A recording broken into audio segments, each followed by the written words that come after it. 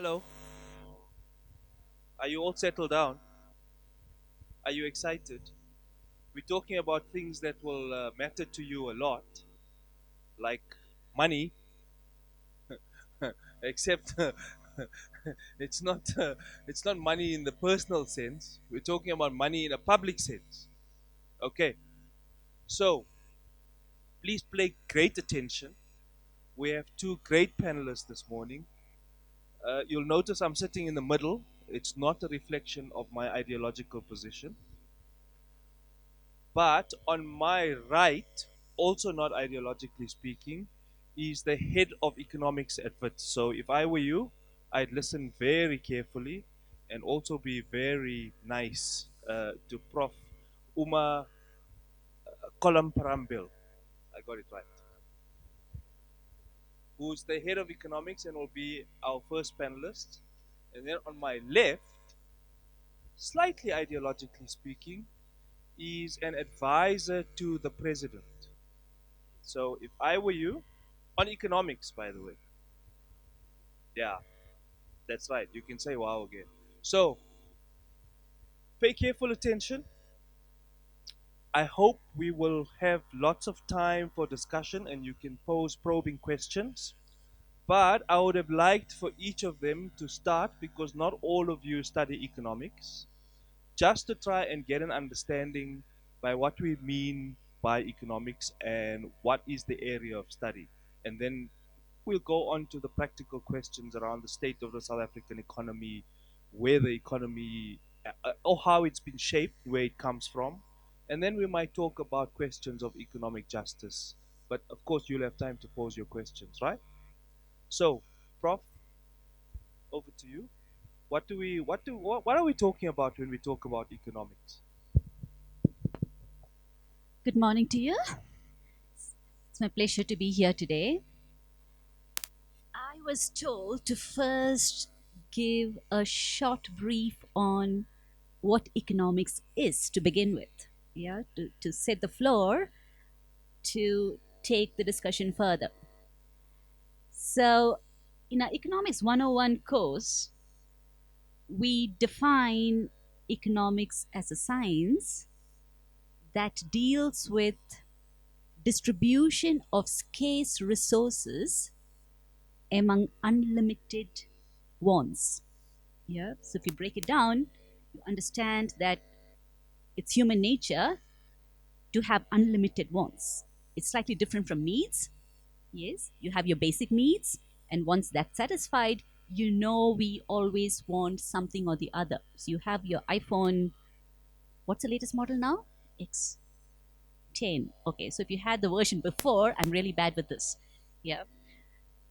Once the latest version is out, you want the newer model. Yeah. So these are desires, right? But what are the constraints? There's constraints, right? And constraints is obviously the money in your pocket or in your bank, right?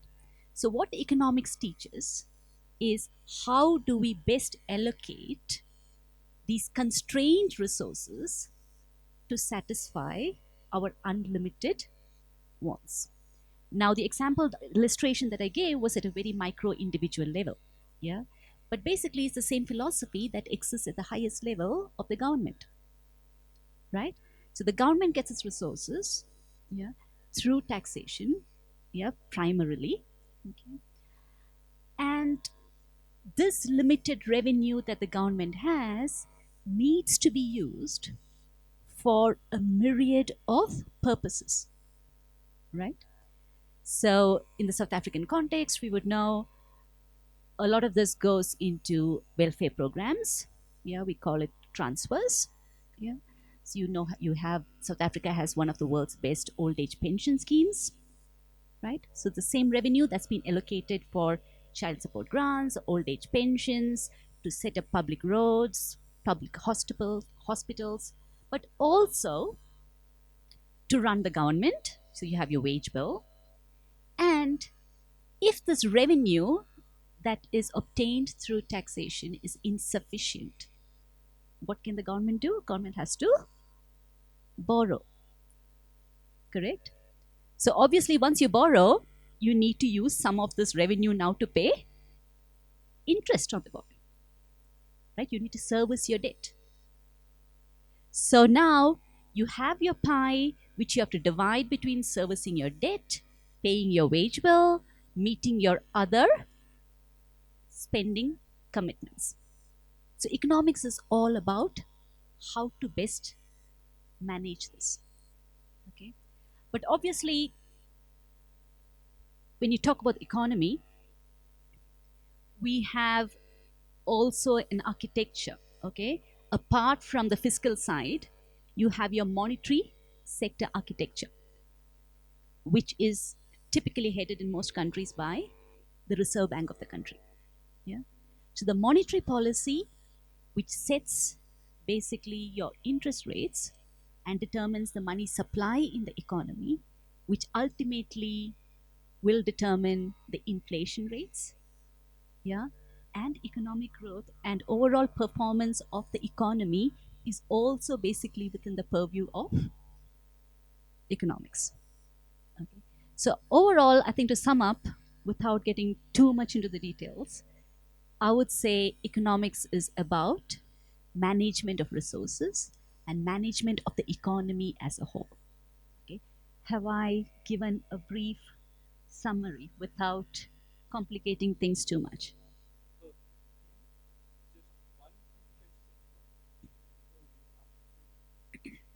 So you said that the Reserve Bank or the central bank would control the supply of money. So if we all have unlimited wants and desires, then surely we can satisfy them if the bank just prints more money. Fantastic solution, isn't it? Yeah. What happens when there is unlimited money but no goods that we can purchase it with, right? So the supply of money has to be also in balance with the real sector. It cannot be completely divergent, because ultimately, if you have unlimited money or through simple seigniorage, as you call it, which is printing of money, all that would happen is prices would increase, right? What you could earlier purchase at 10 rand, now because there is more money but the same amount of goods, simply the price of that good will increase from 10 rand depending upon how much money supply is increased. So therefore, it's important that there is a very fine balance between the amount of money supplied into the economy and the real sector of the economy where actual production happens. Yeah, this is obviously also very controversial. So that was like the basic reply. This is a highly contentious topic. Okay, so if you've been following the debates in South African context, um, there is this question whether the mandate of the Reserve Bank should be to preserve the value of rand. Okay, which is what, when you say preserve the value of rand, it means maintaining the price inflations stable and the exchange rates stable as a result. Or should it be really to reduce unemployment by increasing the growth rates, economic growth rates? Okay, so this is a very tricky question. Most of the central banks, I would say 90% of the central banks in the world, currently target inflation. Or, in other words, they try to maintain the value of their home currency. But given the situation in South Africa, where our target band of inflation is between 3% to 6% inflation, okay, there has been a lot of questions on whether this is the appropriate policy, because, as you know, economic growth has been almost non-existent in the last 9 to 10 years. And as you know, the unemployment rate, depending on which measure you want to look at, is close to 30%. Right? So this is the reason why it is so contentious. What the central bank should be targeting. We do not want also a reckless, if I may call it, central bank, which prints money, allows inflation to increase in the hope that this will kickstart economic growth, where inflation and the burden of inflation is then borne by the poor, right? So I'll leave it there for now. Yeah. Thanks, Prof. Trudi. Um, I mean, I know you're in this influential position of telling the president what to do. Prof said, you can't be reckless about just printing money because then you won't have price stability, which is true. I mean, is that what you say to the president? And when you think about the economy, do you think about it in the same terms? Thank you, Ibrahim and Uma for those opening remarks. So let's see. I think maybe like, to step back to think about this question, maybe I think Uma did a good job of explaining economics as a discipline, and I think then I'll focus on maybe on describing the economic policy process as to how then society comes to the decisions that it comes to in terms of allocating scarce resources. I mean, I suppose the first statement to make is that ours is a mixed economy. So you have uh, private households, private individuals, businesses making decisions about how to spend their money, how to spend their time, and also what to produce. Then you also have government, which then also makes decisions about the framework in which all of those activities are taking place, largely so setting the rules of the game. But also for certain activities, government itself producing and providing goods and services. So if you think about electricity, we still have a state monopoly that does that, and a small growing private sector that's emerging only now. But government has been the leader in this. Telecommunications used to be the same. The telecom used to be the provider of services as a state-owned entity, and gradually over time, we now have a situation where actually it's the private mobile operators that dominate the space. So I suppose the overall idea being that it is a mixed economy with both with both sectors being important, but of course government being even more important in that it sets the rules of the game. The private sector, of course, you can't discount its influence also on the landscape because in its decisions and in its actions also influences the framework in which people and the economy functions. So now if you focus on the government side, as I said, or as Uma said, the majority of the resources they would have would be coming from taxation. But of course, some of it will also be coming from the revenue they make directly from, say, selling power. Now, how do we decide what government does, how it does it, what the private sector does, what are the rules of the game? There's an economic policy, um, economic policy making framework that really is starts all the way from the constitution, which sets out what are the key institutions that are to be used to make government policy. So the constitution vests certain powers in the president, including leading the executive in making policy, so the core of government in making policy. At the same time, the Constitution also sets up some independent institutions. So it sets up the Reserve Bank as the authority that looks after money supply in the interest of balanced and sustainable growth, in our case. So no direct reference to employment, which has been part of the controversy, but also makes it quite clear that the Reserve Bank is independent in terms of what it can do to achieve that mandate.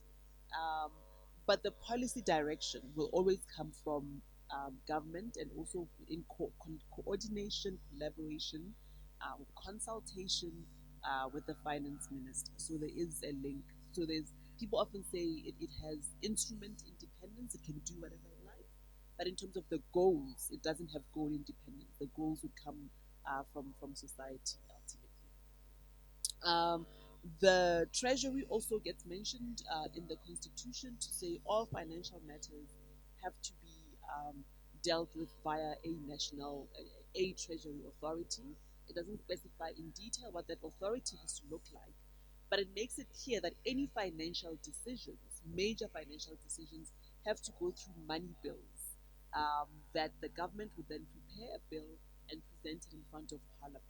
So, for instance, government couldn't really, so the president couldn't really just decide on a budget. It has to go into a money bill, it has to be placed in front of Parliament, and then Parliament would then adopt the budget. Or perhaps someday we'll see this happening, they might challenge the budget. It hasn't really happened to date, but such a day could come. Now, if you think about, so where do all of these, how do we organize ourselves and to decide to make all of these decisions? Well, it actually starts, I mean, we're talking about economics, but it starts in the political sphere. And we've just emerged from this process where political parties contest elections all on the basis of their election manifestos, however they express those manifestos. There would be some basic ideas around how they see the economy. So you'd have seen the ANC, EFF, DA, everyone releasing the economic manifesto, which would have been informed by whatever process that party has to come up with resolutions. So in the ANC, it would have been the NASREC conference came with resolutions on the economy, including expropriation without compensation, including changing the mandate of the Reserve Bank. That makes its way into the manifesto. People vote, and there is a manifesto that emerges triumphant. That party then forms a government with those ideas that people would have voted on. Now, the process is that now, as government kicks off, there would be some plan that they would have to put together that they would be accountable for. So there's something called the medium term strategic framework, which is the 5 year plan that government would then put in front of Parliament to say, you as MPs, this is our plan for the next 5 years, this is what you hold us accountable for, and it would have various targets. In some years, in some administrations, there have been specific growth targets put in. Other administration, not necessarily numbers, but growth would be one of the metrics. There would be different initiatives that would be rolled out. The State of the Nation address gave a flavor of some of the things that would be going into the medium term strategic framework. Now, what makes it interesting for South Africa is that you're going to see this come out in August next month or so, but it still has to talk to the National Development Plan, which is the overarching plan we have until 2030, which I think did a good job of diagnosing the problems that South Africa faces. The NDP is very clear. These are the issues that have to be tackled. I don't know how many of you have read the NDP or the economy sections, but it proceeds from a diagnosis and then prescribes certain actions.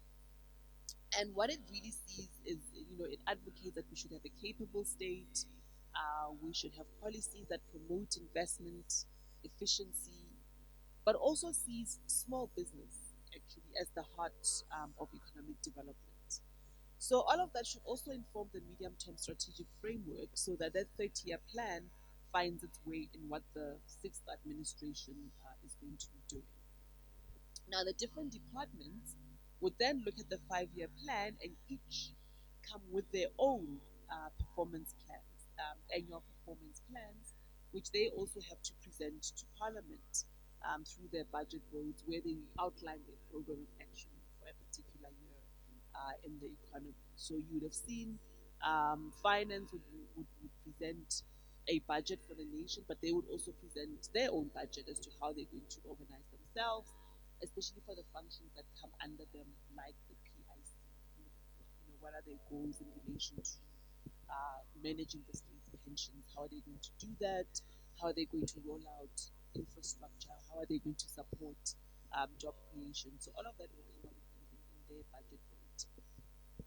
All the departments will go through the same. I think what will be interesting in this cycle is that you also see DTI, as always, sharing their plans about how they aim to boost the real productive sector of the economy.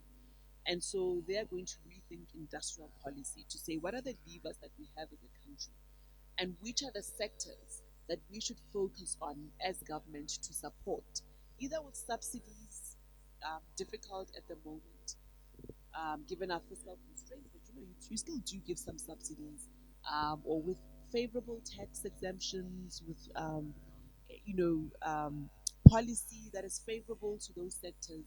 There will be a whole plan.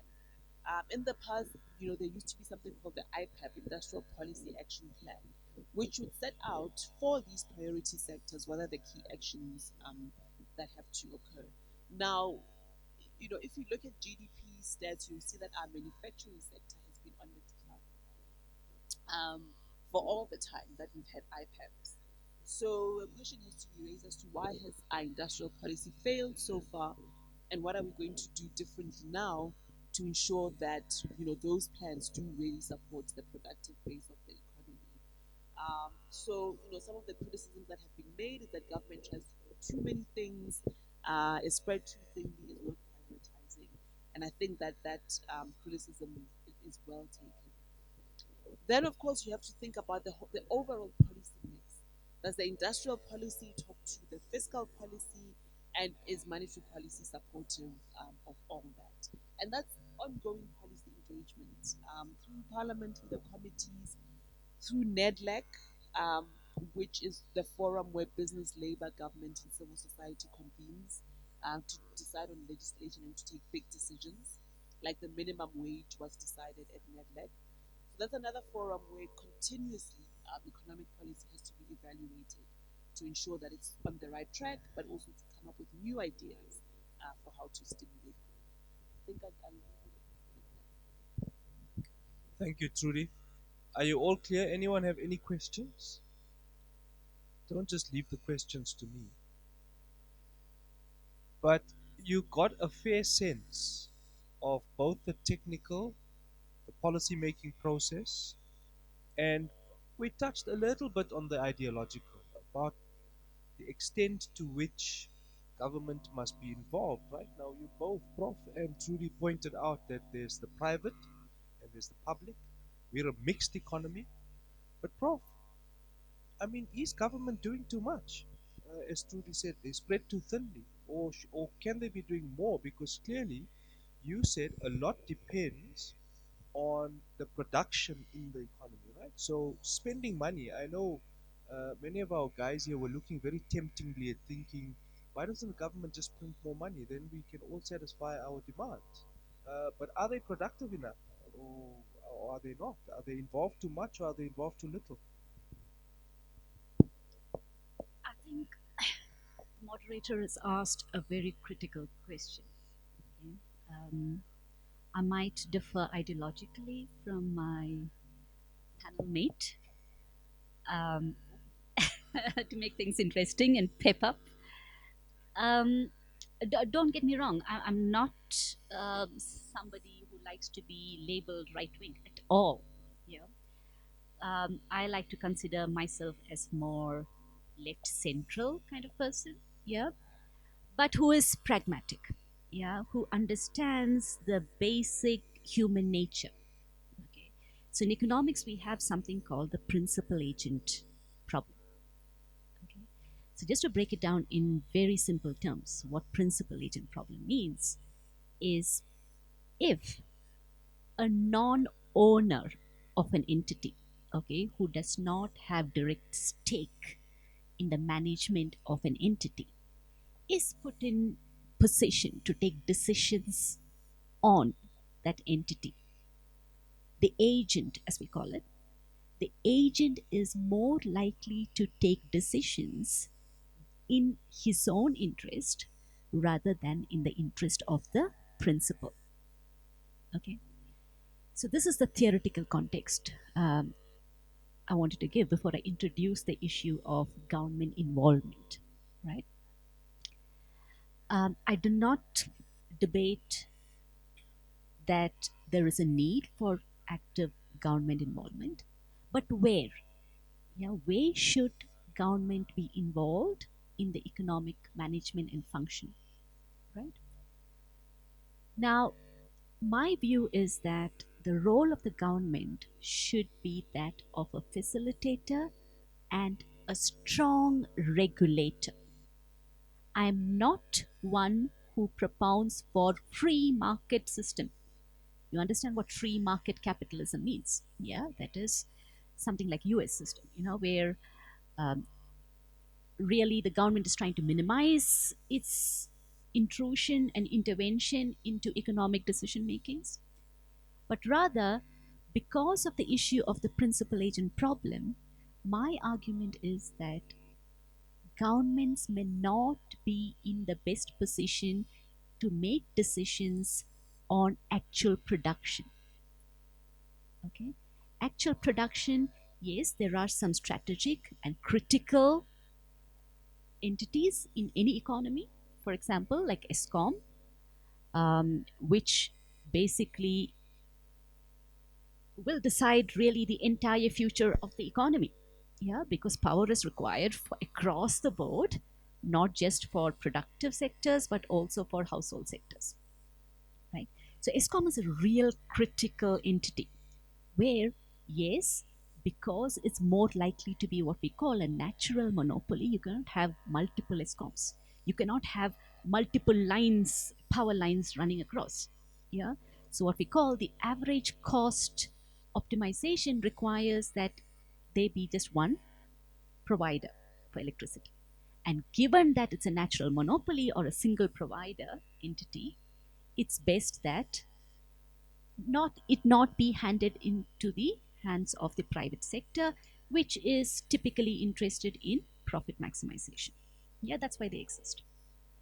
But when we consider other entities, for example, like South African Airways, yeah, do we really need the government to actually be running an airlines?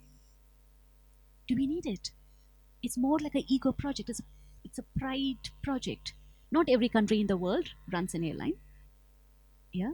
Why does South Africa need it? We have actually reached a situation where we cannot even sell it and hope to get any money. Yeah. So, but why are we putting more and more good money after bad money? So, this is where my argument is that the role of the government should be restricted to regulation, facilitation, but also direct role in critical sectors like ESCOM, right? But again, there is also the question of how do we manage the private sector? Is there a need for government to manage the private sector? My answer is an emphatic yes. Yeah, free market is not efficient, not even in theory, unless there is perfect competition. That's what economics 101 teaches. Yeah, free market is efficient, which is always the touted argument, isn't it, for capitalism? Yeah, but the condition is there has to be perfect competition for it to be efficient. And the fact and the reality is there is no sector, not one sector, which fulfills all the conditions of perfect competition, right?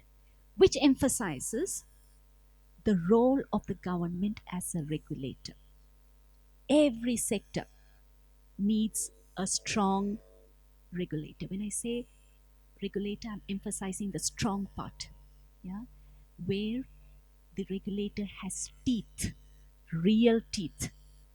Yeah? Straight from telecom regulator to the central bank, which also fulfills the role of regulating the banking sector. Right? So all these institutions where regulators exist needs to be strengthened. Currently, there are lots of conflicts of interest that exist.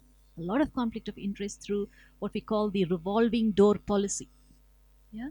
So you are now regulator this year. After 2 years of quitting that role, you are allowed to now, after a brief cooling off period, allowed to now go join private sector.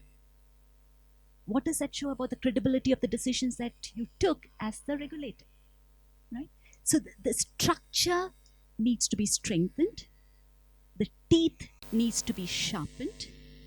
Yes, I also happen to have experience in other countries, and there I see the difference in the regulator, the role that regulator plays. Literally, where the Reserve Bank of India, RBI, sends out a memo, the commercial banking sector, they literally will shiver in their boots. Literally, because I was working in that sector, so I know. Yeah. And the mandate comes out very strongly, like Trudi said, where the overall objectives of the government is implemented through this monetary sector, through the mandate of the Reserve Bank. Yeah, where you say certain proportion of your credit that you give out should be earmarked for small scale industries. Certain proportion of the credit that you extend has to be earmarked for women. Other sections, so there is proportions given to rural sector, to agricultural sector, to small scale industries, uh, to basically make sure that the resources, where the monetary sector is the guardian of the resources of the country, isn't it? The private resources of the country. What I save, I put it into my bank. Now the bank decides where to allocate it and where it can be invested. Right? So we're literally at the hands of the government, which decides where this investment goes. Now there is a structural problem in our economy. Yeah? And the structural problem relates to concentration.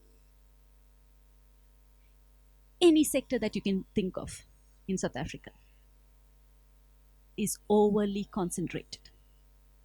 Yeah, be it banking sector, yeah, be it producers of bread. I'm not talking about, high technology production. Everything is overly concentrated. The barriers of entry are very high. And this is facilitated. Of course, there can be various reasons for it, starting from, issuance of licenses, the role of the government in, not bringing down the barriers to entry, but also capital. Access to capital is a huge entry barrier. And we need the banking system as a whole to come on board to make sure new entrants have the capacity and the ability to invest, to correct this structural asymmetry.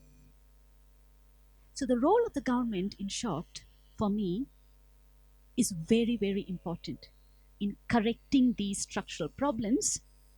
But we are the regulator as a facilitator, also restricting its own role to very important strategic entities. Yeah.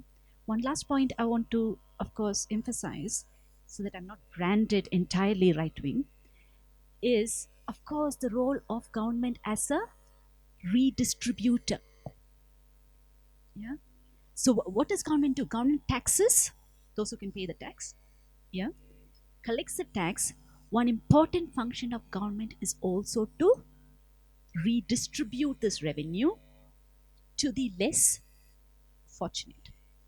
Okay. So that's what happens through old age pensions and child support grant, things like that. Again, so South Africa, I think, has made significant headway in that regard. But what is important then is to ensure that this is sustainable. The promises of paying old age pension, people plan their life around it. What if, God forbid, we reach a fiscal position where we are not able to keep our promise? Can you imagine that scenario? Yes, that would be total social tragedy. Yeah? But I'm not saying it cannot happen. If government continues to be reckless, does not get full value of money, there's leakages in the form of corruption, cronyism, nepotism, all of these leakages, which does not efficiently use the revenue, we can reach a position where even the existing commitments made by the government cannot be kept. The second concluding remark here, what I want to make is on the question of, I've done some research myself on it, on the question of child support grant. Yeah. It's a very worthy cause, right? It's a nominal amount that is paid out to children coming from, a mean tested income background households. But here I feel the policymakers really did not think through the impact of this transfer. What my studies have shown is the primary carers of children, okay, or mothers, you can call them, who benefit from child support grant tend to have more number of children than those who do not avail from child support grant. What we are seeing here, therefore, is what we call the perverse incentive impact. Perverse incentive impact of child support grant. The amount is not high enough to really take care of the child, in the full sense. Yeah. But if you have 3 children, you get 400 times 3, about 1,200 more or less. Yeah. It's additional income for the mother, which incentivizes having more number of children, whereas she still does not have enough funds to give good schooling, good education, or simply time, which is very important, time to the children. And the future fiscal impact of this goes up in geometric progression. Why? The children grow up, or at least the girl children grow up, again 16, 17, 18 years. They are more likely to also avail child support grant than children from non-child support grant mothers. You see the geometric impact that happens over time. So when we transfer money as well, which is an important role of the government, like I said, redistribution, it is important that it is not accompanied by perverse incentive. What I suggest, yeah, what I suggest is an unconditional universal income. You turn 18, you give the mother, let's say, let the government decide that depending upon, the fiscal leeway it has. 600, 700, 800 rand, unconditional, not on falling pregnant and having a child. 700, 800 rand as a universal income transfer, if you fall within that income bracket, means tested, which she can decide how she wants to use. She wants to use it to save for studies, let her do it. If she wants to save, to use it as seed capital, let she do it. If she wants to have a child, let she use it for that. But don't make this transfer conditional on having more number of children, where you are providing an incentive to have more number of children. Yes, this is controversial enough. I'll stop here. I'm sure Trudi will have an answer to this. Prof, as a quick clarity question. So your universal grant is not like a basic income grant. It's means tested. So that means that you must be below a certain threshold in order to qualify this grant. Now we'll come back to these debates. There's another one which suggests that we should have a basic income grant, which means everyone, rich, poor, whatever, should receive this grant. And apparently, one of the Scandinavian countries, I think Denmark, do it. Now, friends, you will remember our introductory session, and in between all of the very important conceptual and practical things that Prof was talking about, she spoke about the government's role as a regulator, right? And she said something about having strong teeth. Trudy spoke about a capable state. You remember our discussion about the set of rules and how consistency, fairness, equal application, and predictability matters. Can you see how the loop of things are coming together? One further question to you, Prof, briefly before I turn to Trudi, is you said the government should be involved in certain critical sectors.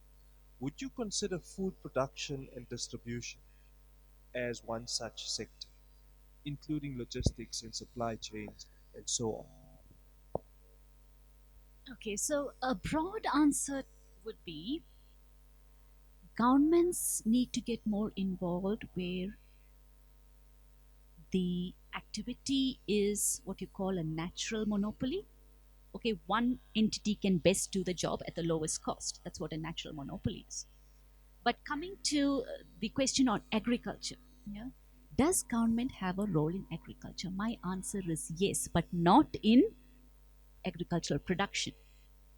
Yes, agricultural production is, what can I say, is undertaken by many producers. It's best done by multiple producers to allow them to reap the benefits of competition and efficiency, right? But where the government can come in is in coordination. Yeah. What do we mean by coordination in agricultural sector? Coordination is in terms of collection from the farm gates, okay, of the produce, so that each producer is not disadvantaged because he's one small fry compared to the large, firm who's coming and offering the price. Correct. So in the extension services, what you call in agriculture is the extension services. So that can be the marketing side of it, but also in terms of providing electricity for agriculture, irrigation for agriculture, seeds, yeah, the high yielding variety seeds, training the farmers, extremely important. I'm sure we'll have a separate question on land reform, so I don't want to go too much into it right now.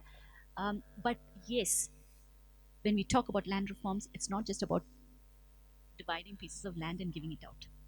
That's not the role of the government. Government has a much more active role to play if this exercise has to be successful. Have I answered? Thank you. Thanks, Prof. Trudi? I mean, Prof's also talking about the way in which the government can help smaller emerging people, particularly in a critical sector like food, right? So, and she said, I mean, things can things can happen better if there's perfect competition. We know there's no perfect competition. So, would you respond to part of what Prof is saying, but also talk a little bit about why we try to promote competition and how? And is that a disadvantage to smaller and new entrants or not? Interesting. So where does one start? I mean, I must say, the one thing that just a general statement about thinking around the economy and also just mastering what happens within an economy. Often, if you read our newspapers in particular, there's a lot of talk about government and government policy. And actually, that's the wrong focus when you really want to understand what's happening in the economy. I think you have to start with understanding how the corporate sector functions and understand their business strategies. Because, as I mentioned earlier, we are a mixed economy, but with the private sector actually being the really dominant force. So, what government does is very important. But what the private sector does is far more important and sets the course of the economy. So, the role of government, strong regulator, yes, strong facilitator. But before you can even be a strong regulator, you have to understand the nature of the private sector that you have and the nature of the private sector that you're trying to regulate.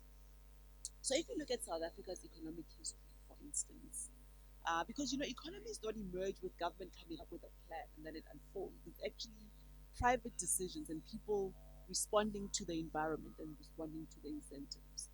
So ours essentially began as an extractive economy. You can talk, around the colonial incursion and the Dutch and the British and colonial occupation happening. But for about 2 centuries of that colonial occupation, the economy was largely simple, agricultural, and kind of that was it. the real turning point happens with the discovery of minerals, the discovery of diamonds in Kimberley, the discovery of gold in the reef, and then you have the the colonial um, overlords turning to those sectors, and now a new dynamic exists. It's no longer about a farming economy where there's exploitation based on labor in farms, but still um, an independent sector, an independent sector of um, indigenous black farming also happening. Now the key question becomes, how do you get black labor as cheaply as possible into the minerals economy? For the colonialists, it also becomes a question of how do you get capital from Britain, from the colonial countries, how do you get that capital to invest in that mining economy? So the structure of the economy changes completely towards a focus on extraction. So land dispossession comes partly in that context, but then people are driven off their land into the mining sector. The mining sector dominates, and the majority of people are seen as laborers, and particularly cheap labor into this sector. Cheap labor that shouldn't compete with white labor. And so you have the whole convolution that was apartheid laws and even just before apartheid to try to secure a source of cheap labor to ensure that as much profit is extracted from minerals and that they are shipped off as quickly as possible um, to earn returns in international markets. And that becomes the structure of the economy for um, since the discovery until, let's say, generously until the 1960s, where alongside that mining sector, you then have some related manufacturing, but very limited manufacturing. Um, you have a financial sector that develops to service extraction, so it's about working capital for mining. Um, and you have a stock exchange that is dominated by investors trying to buy into mining companies. Um, and that's what the financial sector really does, is to manage that inflow and outflow of funding. So in this story, there's never really a point where the incentive is to create an educated population. That is a consuming population. It's simply not part of the story. The majority of the population is just to dig and ship things out, managed by a small managerial class, and an increasingly sophisticated financial sector that manages these interests. But the productive base doesn't really develop beyond that. You have, a little that you have then the apartheid government coming in after the Anglo-Boer War, really, very, very pissed off about the Anglo-Boer War, which was contestation over mineral resources, and also pissed off that the capital in mining industry is controlled by English-speaking interests, and now wants to build an Afrikaner um, capital interest. And so there's a bit more ambition in terms of the Sasols and the what was Iscor to try and build Afrikaner capital, Afrikaner production using the state. I think this is the first time actually the state becomes a thing in South African history. Um, to then have an industrial policy that says we need to develop our steel for these mines, we need to chemical and explosives industry, and we need to do it, we need to localize it. So you have that industrial base coming in, but also still very narrowly focused, and once again still excluding the majority of the population. And then apartheid becomes increasingly isolated internationally. So a lot of the imperative then becomes to have independent production because it's very difficult now to import from the rest of the world. There's sanctions, there are boycotts, a lot of the production is driven by that. The end of apartheid happens, and then the question becomes, then what? What is the growth model for this economy? And so you find that yes, it is very concentrated. It's not very productive, and it has done nothing in terms of human capital development for the majority of people.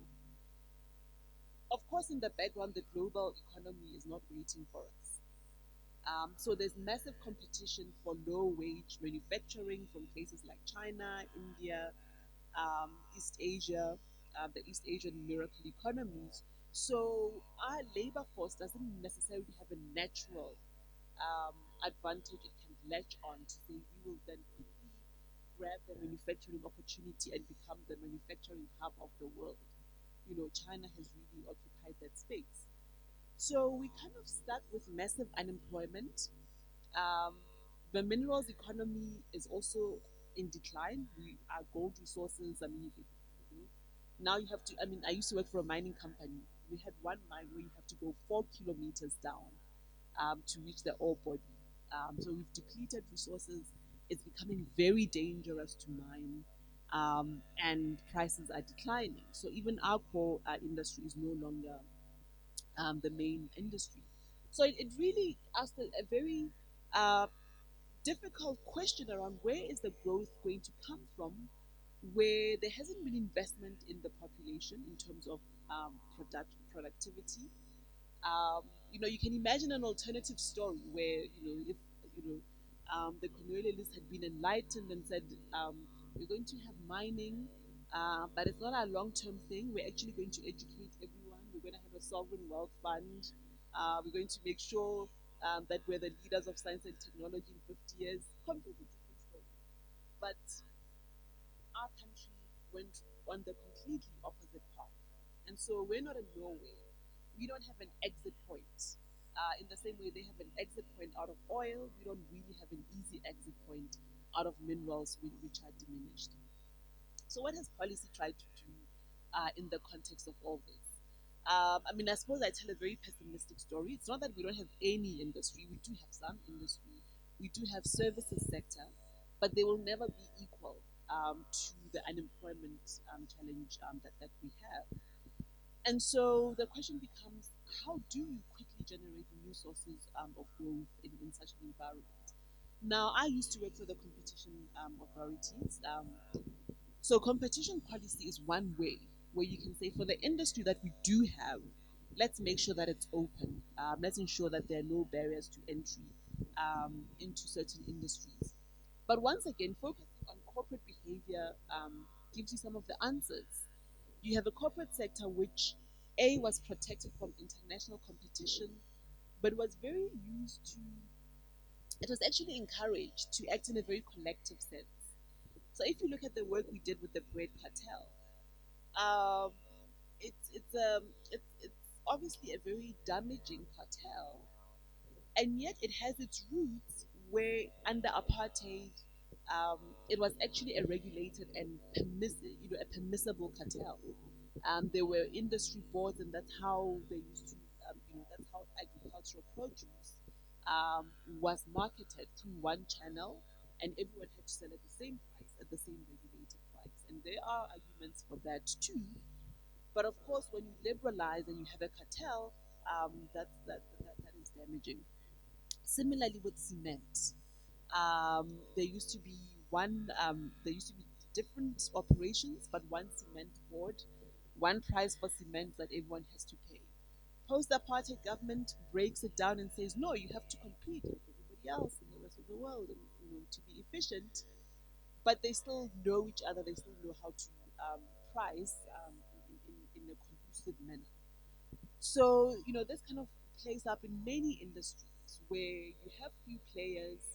You don't really have competition from the rest of the population because, economic activity was limited to only a limited segment. So you have concentration.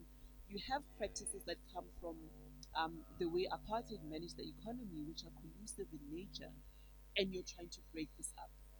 If you follow the news, you'd have seen the many, many cases: construction, cement, food, telecoms, pharmaceuticals. It goes on and on and on, where cartels have been broken up, companies have been forced to be competitive. But that's only a part of the story, because you can tell the bread producers not to collude, but if there's only four major bakeries, your pricing is not going to go down significantly. So the competition authorities tried to be creative. At the end of the bread cartel, the companies were fined, but they were also forced to create a fund. and this would be a fund that would fund new players in the market, new bakeries, new millers, anyone in that value chain, in essence, to enter the market to ensure that there's actually competition. It's been successful to some extent. There have been entrants, but it's very difficult to see that the market has radically changed. And I think it speaks to the core, some of the human capital issues that will take a generation or so to resolve. Because you can open the space, but unless there's a whole ecosystem, financing,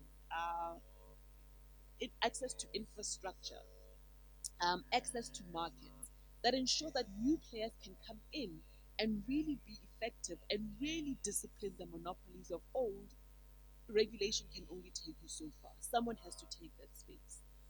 Now, another decision the post-apartheid government took was around like economic empowerment to say we want to have new players, we want to de-racialize the economy. Now, the question here though is there a straight line from BEE to a more competitive, open economy?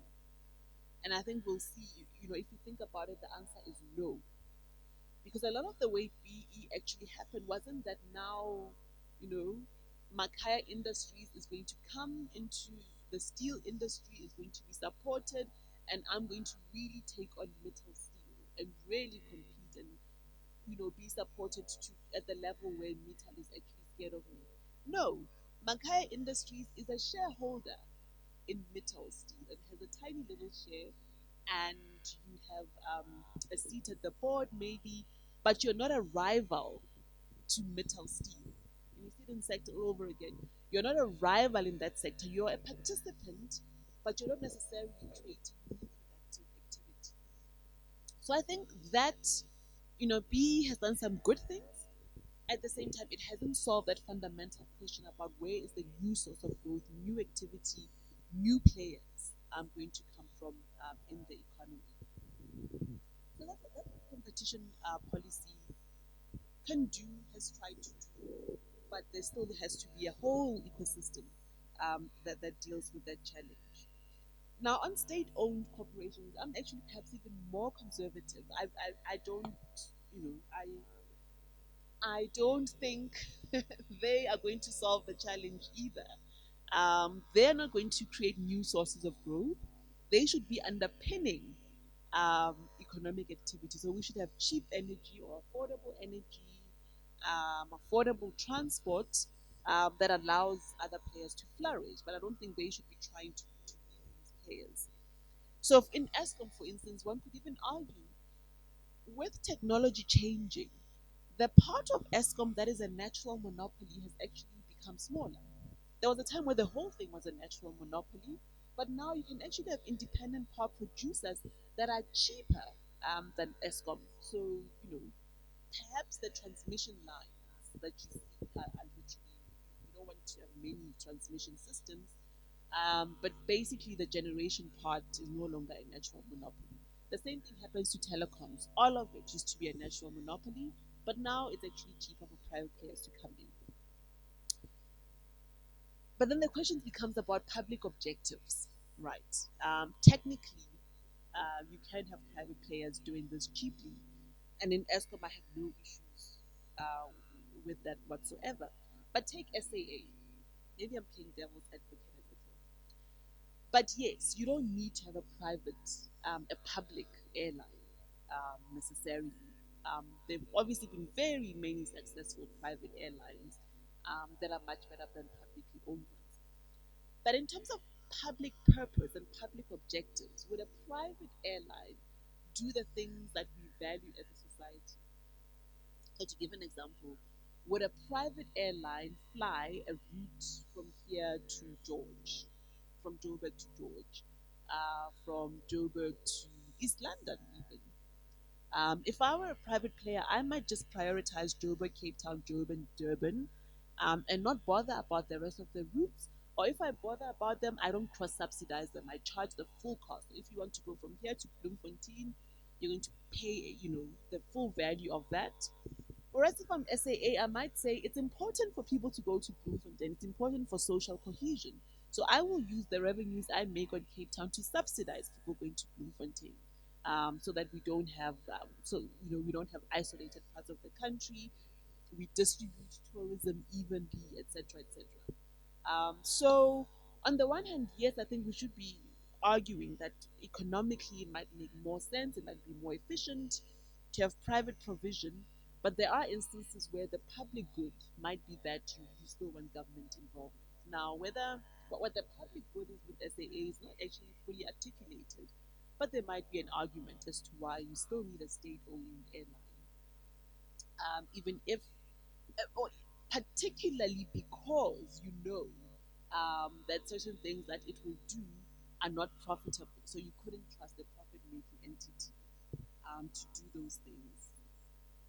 I was interested in some of the things you said about the child support grant because some of that was challenging. I had to ask myself, do people have more children when they're on child support because are there confounding factors? Is it that maybe people who are poorer have less opportunity, maybe less education, let's say, will tend to have more children and therefore be the ones who are eligible for the child support grant? And people with more education have less children, they have pursuing careers, etc., and therefore are not pursuing the child support grant. Is it the grant itself that's driving the difference in the number of children, or is it that it just so happens that those who have more children also be poorer? I mean, so I had to ask myself that question because I did think, particularly because the amount is so low, does it really, really incentivize more children? But I think that you can take that up further. The idea of a means tested grant, I mean, on the face of it, sounds like a good idea because often when people argue for the universal grant, um, the numbers are shocking.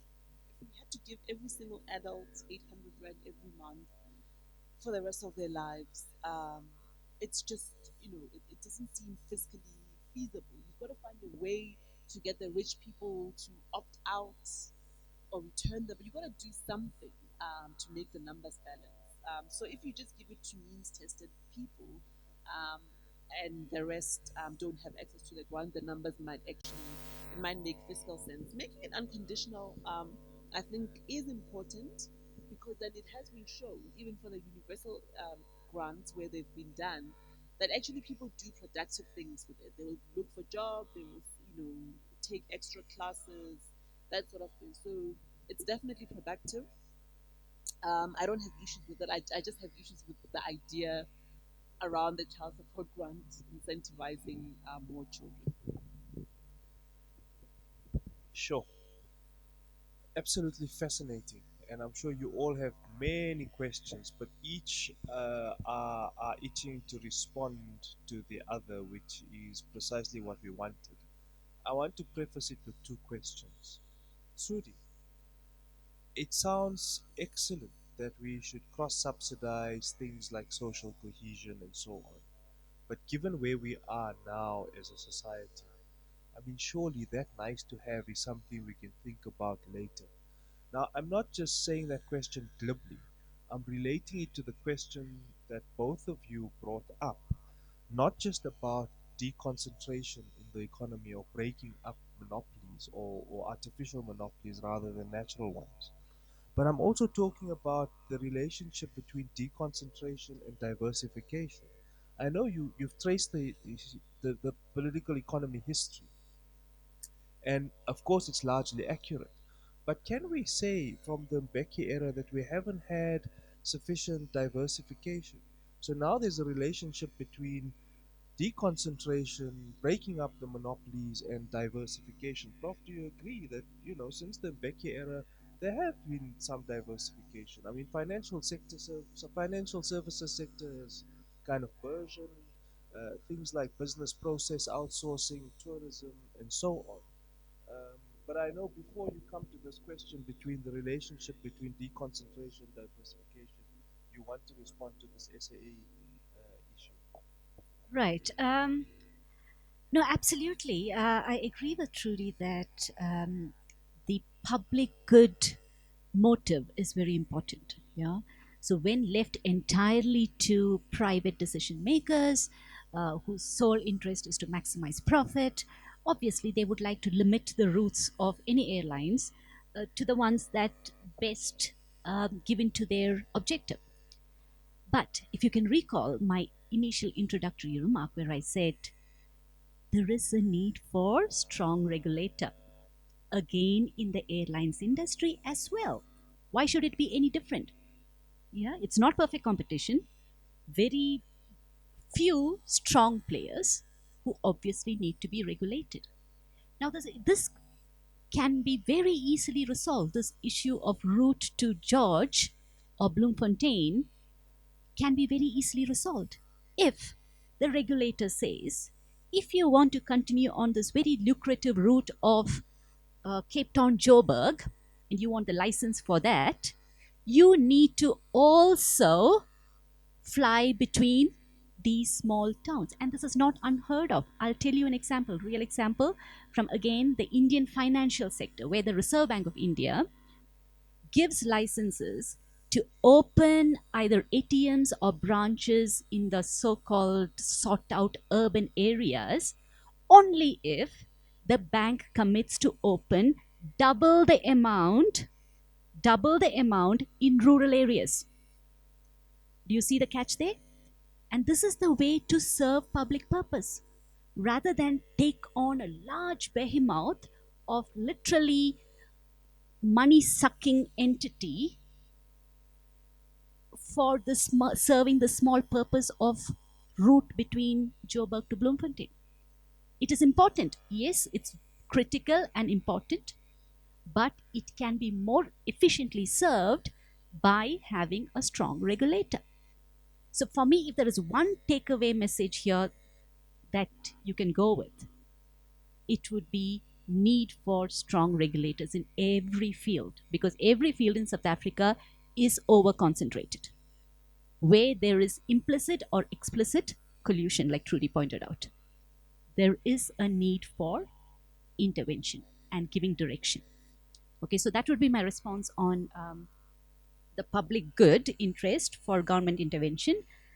The second, yes, of course.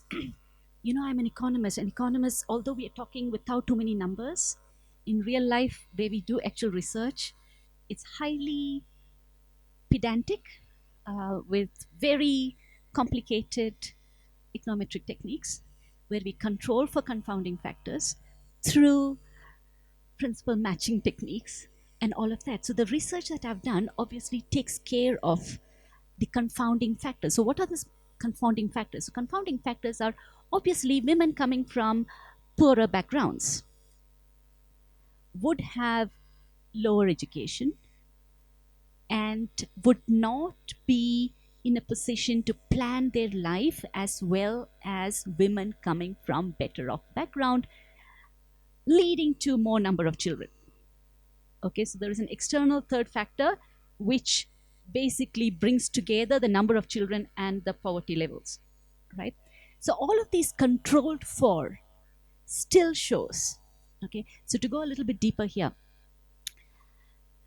what my research shows is the timing of the first child is not impacted by child support grant. Okay, so we need to get this clear. Teenage pregnancy is not related to child support grant. Not even the timing between the first and the second child is related to child support grant. It is the number of children, fertility over the period till age 50 for biological reasons, that is impacted. So it's more number of children. Yes, it's a small amount, 420, 430.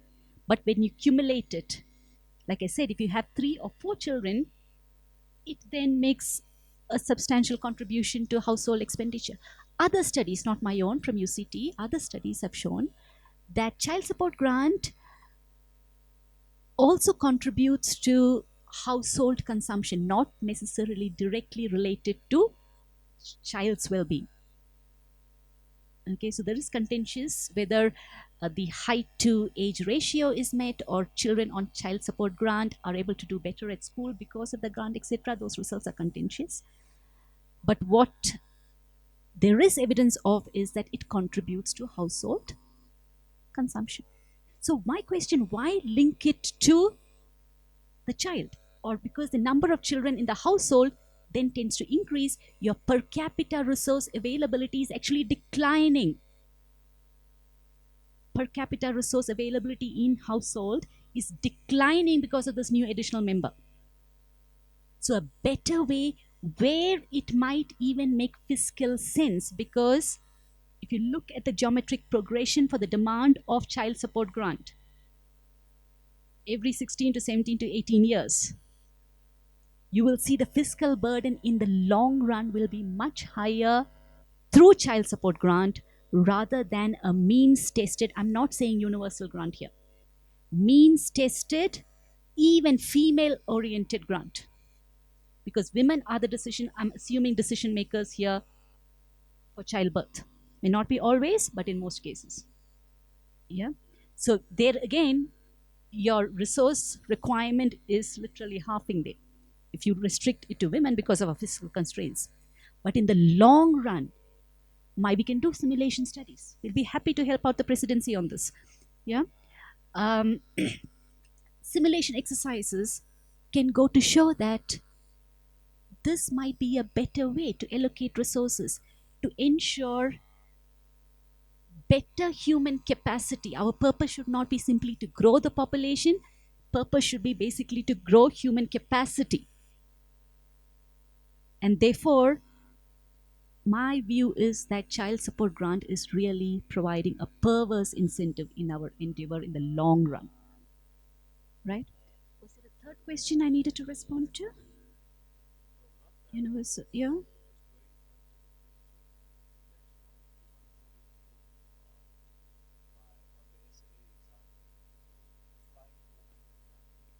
Hmm. Hmm.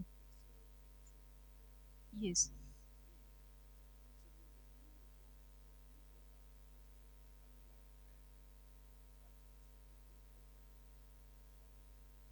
If you print more money, it doesn't mean that you're necessarily going to be able to satisfy all your demands unless there's production. So things happen. So why aren't we, Trudi, but you can go here first, Paul. Mm-hmm. Why aren't we doing things that are productive in, for example, George or Bloemfontein or Umtata for that matter, so that it is not just economically viable, but there's also a real incentive for me to go to Umtata because I actually have to do work. Absolutely. I think the moderator has hit upon a very important point here, which is the need to, on the one hand, the need to densify, yeah, within areas like Johannesburg, to better sort of service these areas through public transport and infrastructure and all of that. But on the other hand, it is to ensure there are multiple growth centers in the country. So for now, what you see is over concentration of growth in certain cities in South Africa. Very limited number of cities, which means migration is basically happening from the rural areas to, let's name it, 3 or 4 growth centers in the country. What we need to do, okay, obviously, it's not possible to spread our resources evenly across all parts of South Africa. Yeah. But what we can do is to set up consciously, yeah, certain economic zones. I may call it special economic zones, whatever, yeah, to pump in resources into pre-identified geographical locations, concentrate production, and this is again very strongly required through government incentive. Yeah, either through government incentive by providing some tax rebates to encourage private sector to set shop in these geographical areas. That's why I call it special economic zones.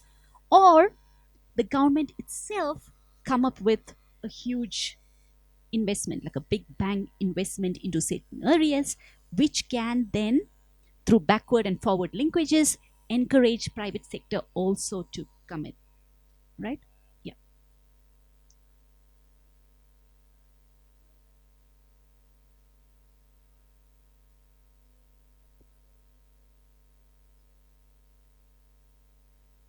but you students.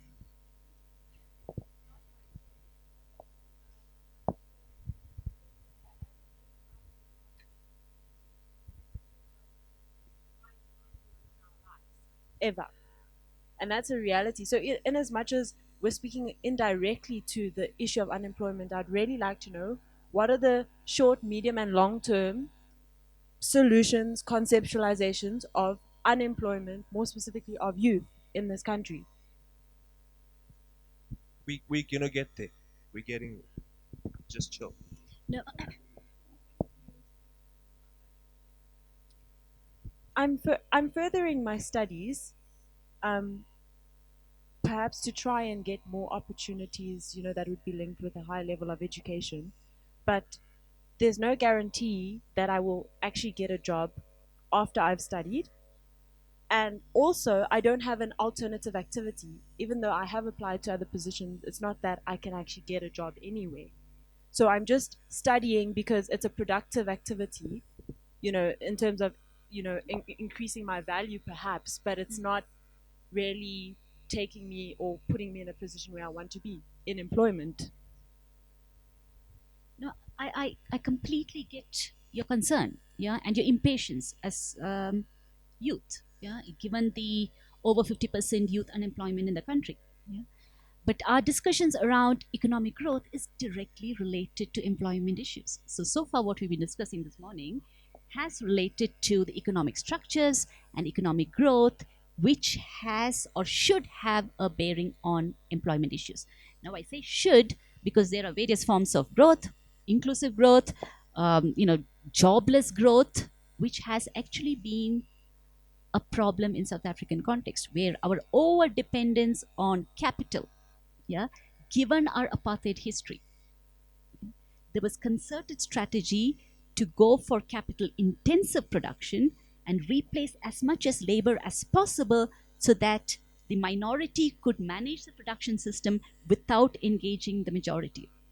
Yes, what I see sadly around me, and I often tell this in my development class at Wits, is South Africa has not woken up and realized that we are a developing economy. We still continue to invest as though pretending to be a developed economy. Look at Ria Vaya. Every time I have to cut across Empire Road to get onto the Wits main campus, that Ria Vaya structure and those fancy buses that you will see only in Switzerland, capital intensive buses with minimum number of employment creation. Something like this, I'll tell you, in a developing country, East Asian or South Asian country, the investment would have ensured that each bus has at least 3 people working on it concurrently. Yeah, somebody to open the door, not a mechanized fancy door, push of a button. That's capital intensive that you see in developed countries. We should not be seeing it in South Africa. We are a developing country. There is a lack of recognition. I'm so happy you brought this up because I feel passionately about the way money is spent in South Africa. It is not spent with the concerted view to create employment. Secondly, the informal sector, the discouragement to informal sector in South Africa. Any other country with over 55% poverty rate, the unemployment rates that you know of, should see a more vibrant, visible informal sector because that's where entrepreneurs create opportunities for themselves. Unemployment cannot be solved by everybody waiting for somebody else to create the jobs. One has to have the capacity to create it. But here it's again the apartheid system. You will see that the little bit of informal sector that is visible in and around the Joburg CBD is led by, who leads it? It's the foreign immigrants. Not necessarily South African immigrants or rural urban migrants. What is it that we lack? Is it the seed capital to start something? Is it the human capacity to have the ideas, the risk-taking appetite, the entrepreneurial skill? These are the ways also to create employment. Employment, yes, for ourselves. We cannot wait for always jobs to be given to you on a plate. But these are a few things which structurally, I think South Africa is still grappling with, and primarily because I think the government refuses to acknowledge that we are a developing country where our means of investment should be to create employment, not simply to have this infrastructure. I have nothing against infrastructure, we should have it, obviously, but it can be better spent with multiple objectives in mind. Trudi, as an advisor to the president, are we doing infrastructure investment in all the wrong way? So it's not helping people like her ensure that they can get jobs, number one. Number two, is there a social problem, Prof? And Trudy, is there a social problem in the sense that, I mean, if you want people to go to George, surely things must be happening in George. So are the people just pop and they're not doing anything, or what? Right. Thanks for that. And thanks for that clarification, because it's always important when we think about who is genuinely unemployed that you don't include people who are engaged productively in other activities. So, I mean, I think we do expect young people to be in education as the first and in the first instance. Um, but there are decisions about how long you prolong that education that then get entangled with unemployment. But as a basis, I would not include young people in education as unemployed. They're actually enhancing their chances of employment, which is precisely what they should be doing. But of course, you do see, for instance, even in the West, when the financial crisis hit, we certainly had people doing postgraduate study, not because they have an intention to be academics, but because there were no opportunities. So there's that element to it. Um, Now, I have a friend who's a private sector economist, and he tells me that he generally avoids politicians because they always come to him as if there's somebody who's got a secret recipe for growth, and it's being withheld from government or from politicians. They're almost like, why aren't you telling us? What should we be doing to grow? You must know. And the truth is, yes, I mean, we have an economic science which can give you general rules about what works and what doesn't work. Um, but there isn't a secret recipe, and it's also not that mysterious. I mean, the fundamental question you have to ask yourself is, what can we produce and for whom? That's the basics of it. Employment, you know, in your studies, as they would say, is derived demand. Um, Labor demand is derived from some other demand. No one wakes up and say, I need employees. It's often, I need to create a pen, or I need somebody to sweep this building, and therefore the demand for labor is created. And as I was explaining, the difficult question for us is, what can we produce and for whom? Where's our market? Now, had our history played out differently, we could have been that market, the domestic market. We could have been that we have a strong consumer market where people have the incomes and the security to spend, at a certain standard of living. Let's call it a middle class standard of living. Imagine if everyone was middle class. And so, for a young person going to the economy, that it's simple. There's a whole consumer class that needs to be serviced. They need medical services at a high end. They need education. They need goods and services. When you're an American, this is not in doubt that you can produce for your local community.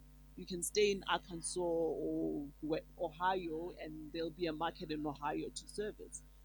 We don't have that systematically. That was prevented from happening. So we don't have a thriving community in Bloemfontein because sadly they didn't have diamonds, and you know, maybe Kimberley's close enough, or they're dying. It's a dying town because the resources are diminished, and there wasn't enough development of the people themselves so that they can sustain an economy independent of resources. So now we have to grapple with that, and unfortunately, the answers are long term. But if you just have to deal with a domestic market, you're not going to create it overnight. You have to give people healthcare, education, ensure that they're educated, and then maybe, and that's not guaranteed, maybe you'll have a domestic market. So then the global market is the next arena that you can play with. And you say, well, the world needs something that we can provide. What is it that we can provide? Um, as you know, historically, because perhaps, yes, we are very capital intensive, somebody in the 60s decided that we're going to produce cars. So we've had a car manufacturing incentive program since the 1960s, which means that we're an important exporter of cars to the global market, and the post-apartheid government has maintained that. So we do that. Is that a national advantage? Not quite, but with incentives and with consistent industrial policy, we've managed to make it our thing. But what next? What else can we offer the world? Clothes, shoes, textiles, all that is off the being taken. China will dominate. It's now moving to Bangladesh. It's moving to Ethiopia. We can never have wages that are low enough for us to play in the low cost manufacturing. And people often say, but you should be. You're unskilled. You're poor. You should be playing in the low cost services sector or manufacturing sector, but we can't because our wages can never be that low. And our wages can never be that low because our costs in this economy, our transport costs, our food costs, mean that, we must have a minimum wage that even now still seems inadequate. But we can never compete with somebody in China in terms of wages because people would simply not be able to afford to show up at work. It would be as simple as that. So there are opportunities off the table, but there are other things where we can still play to our resources, say agro processing. And we do see in some segments our agriculture is growing, and agriculture for export markets into China, into the EU. We do have climate issues now increasingly, but that's a space that I think we should be doing far more to play into that.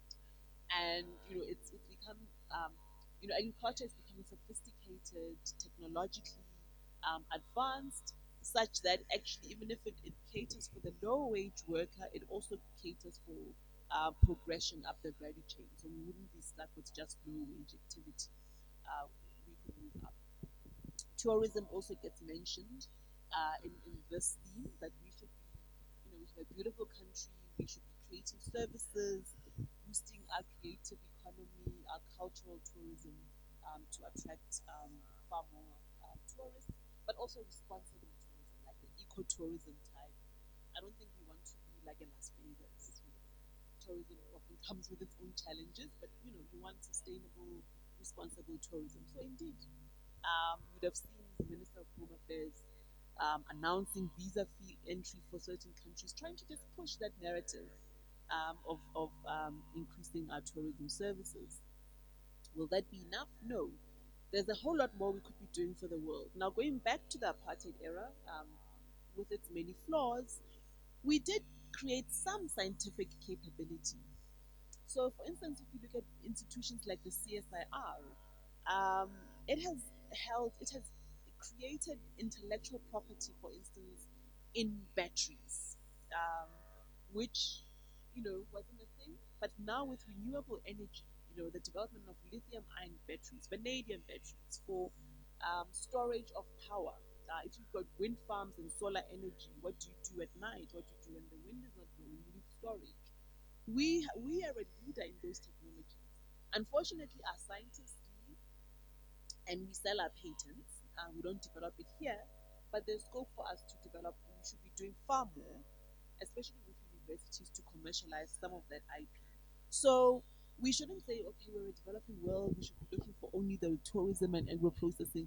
There's also some high end stuff we can do, not a whole lot, but we can show scientific leadership in a few activities that we can push. And then we can then think about um, the rest of the continent. Because also, if you look at our exports, um, there was a time post apartheid where we were starting to do well in terms of exporting goods to the rest of the world. and then we've regressed. We're no longer doing, places like Thailand and others are overtaking us, whereas we are actually just as sophisticated about 10 years ago. But what you see with our exports also is that when we export to the West and to China, we tend to export raw materials in their raw form or low kind of value products. But when we export to the rest of the African continent, we tend to export machinery and more advanced, more processed goods and services. And so that's probably the relationship we should be building.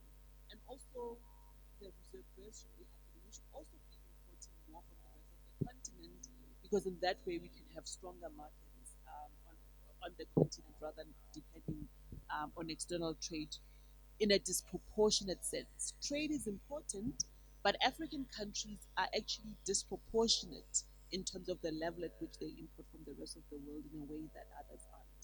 So if we close that loop, that could be another source of opportunity. You'd have seen there's now a free trade area that is being developed, the African Continental Free Trade Area, which seeks to create, to work towards creating a single market on the continent, which I think will unlock lots of economic opportunity. So that's another pool of demand that we can tap into. But I think we have to be realistic to say, we have a devastated domestic economy. Our competitiveness is not obvious necessarily in terms of where we would typically be positioned, and we need to be creative around thinking around those niches where we can play. Now, on industrial policy, industrial policy is often seen as controversial, but the IMF, very conservative institution itself, recently issued a paper which kind of had a real look at industrial policy to say what can countries do to shape outcomes such that they're able to be more productive and more competitive in the global economy. And they can only do that, A, with some level of government support. Not necessarily big bang government investments in particular things, but government ensuring that those private players who do invest in those areas get the right level of incentives and support. It doesn't have to be expensive, but it has to be concentrated. So it's clear that, for our industrial policy, we should be concentrating on agro processing. We should be concentrating on those areas where we have some scientific leadership and can build new industries around that. But it's going to take a concerted effort and, I must say, a different way of thinking around business government relations because they've been non existent or toxic where there has been collaboration between private sector and government sector. And we have to overcome that and see ourselves as allies and work together in productive ways without being lax on regulation, without encouraging corruption, but doing so to say that there are industries that we need to champion and that will require some resources to ensure that we champion those. So in terms of the unemployment question, if we crack, a few of those opportunities, that should speak directly to ensuring that we tackle that unemployment challenge. But I say that advisedly because we did have a time during the Mbeki era where the economy was growing, say at about 4% at the best of times, but employment was also growing, so it's not correct to say it was jobless growth, but employment growth was much slower than economic growth. So employment was growing at about 2%. So our elasticity between growth and employment is very low, too low. And so I agree with Uma there that we've got to do something to actually increase that elasticity between growth and employment, such that each percentage of growth leads maybe not exactly to, well, in some instances, you've had episodes in countries where 1% of growth leads to more than 1% of employment growth, but that's really difficult. But you want to get it close to par or as high as possible so that that growth is inclusive and it generates employment, which is where I think you're right. It is a challenge. We do have to think more carefully as government about how we direct growth to those areas with the greatest employment multipliers. Because you can have fantastic economic growth and it's concentrated and centered and it's the wrong kinds of investments and that doesn't do anything.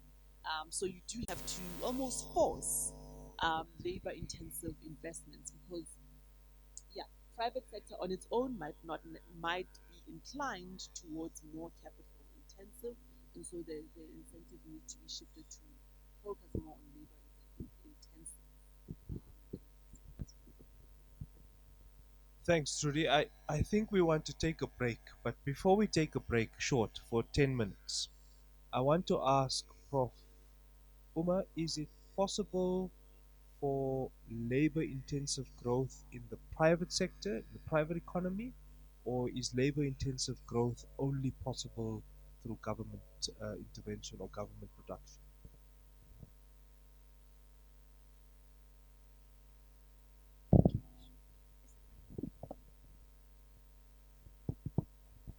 Sorry, yeah. So ideally, labor intensive growth must happen through both public and private.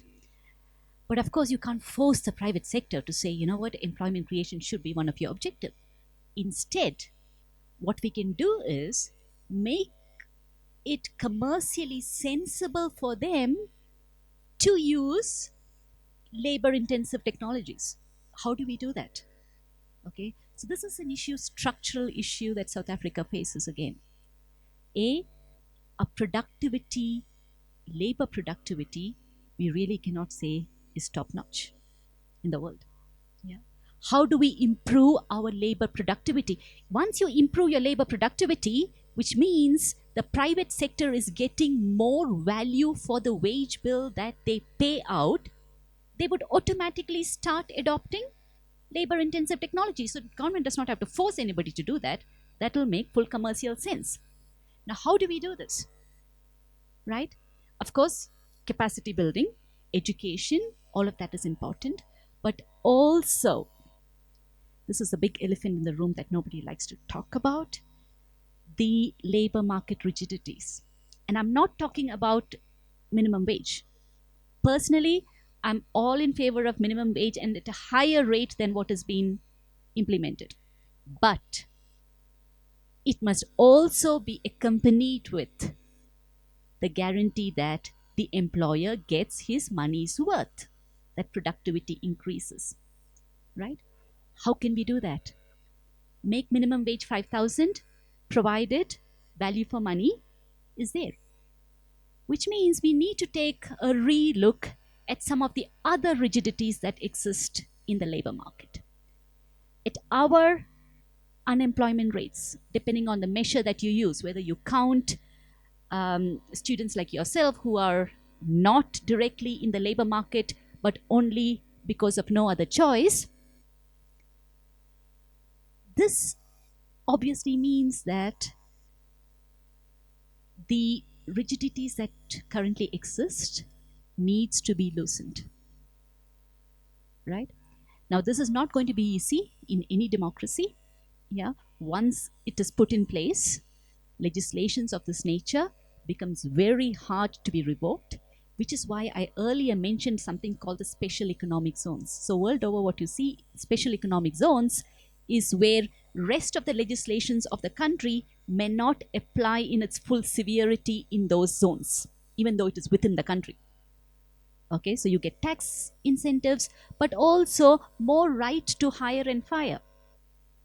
Okay, but it can be built into the contract that the wages still should adhere to the minimum wages. So we have to think out of the box.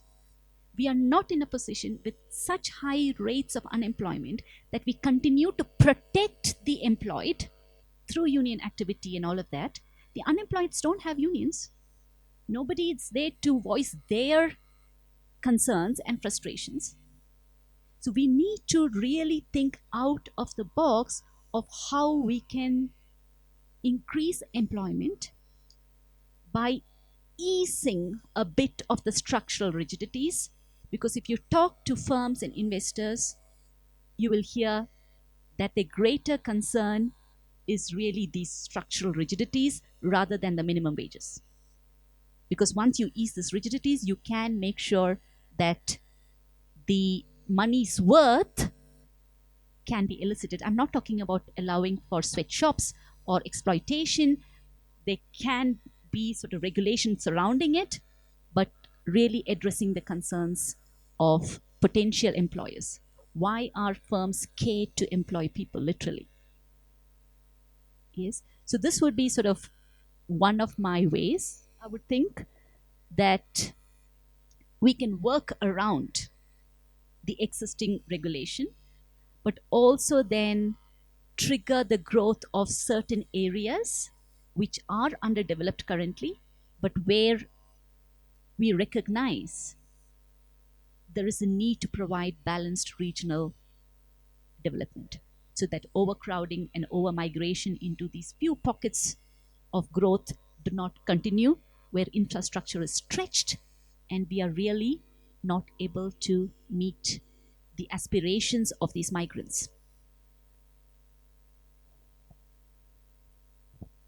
In other words, tell friends and family not to only come to Joburg, Cape Town, and Durban, that they should also go elsewhere and do things. Maybe not George. But on that note, let us take a short break. You will have the opportunity to ask your own questions when we come back. I'll kick off with a question, but 10 minutes. Okay, so that red clock at the back says 11:07, which I think is wrong because my clock says 11:03. So, yeah. So let's say 20 past 11, everyone must be back in the room.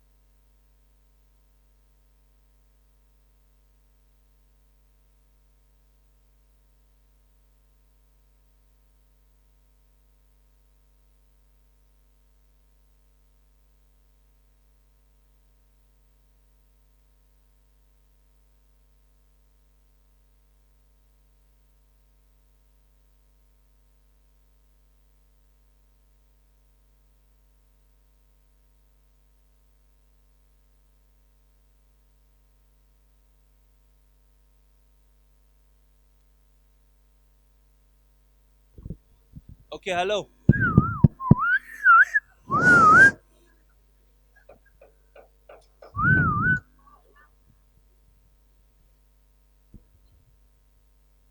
Okay, hello. Now is your time. Now is your time. You can ask questions, but I'm going to kick off with the first one. Prof, how do we make the South African economy fairer and more inclusive?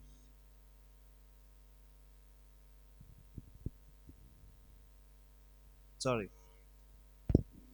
That was a short question, but we'll need long answer.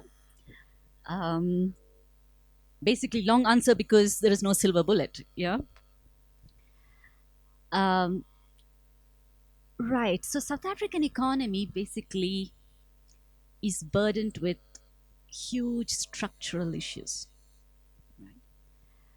Starting from the skewed wealth distribution, yeah, which is even greater problem than income distribution. So income distribution, as you know, we have a Gini of 0.63. I'm not sure many of you understand what Gini means, but basically what it conveys is 90% of our population live below our average per capita income. Just think about this. 90% of our population live below our average per capita income. So if you simply look at your per capita income, we fall proudly under the category of upper middle income group. It's a huge anomaly there, isn't it? We fall under the upper middle income group, but we have a poverty rate, again, based on headcount ratio measure, of 55%. So 55% of our population fall below the food poverty line. So what it means is people don't have enough food to eat. That's the most basic measure of poverty, right? So how do we go about correcting this? The reason for such skewed wealth and income distribution, obviously all of us know the history. We don't need to go there. We need to look forward to the solutions now, right? Now, the long-term solution would be to drive capacity of our population, education. So when we talk about the unemployment in South Africa, we refer to it as structural unemployment. So what is structural unemployment? It's not that there are not sufficient jobs.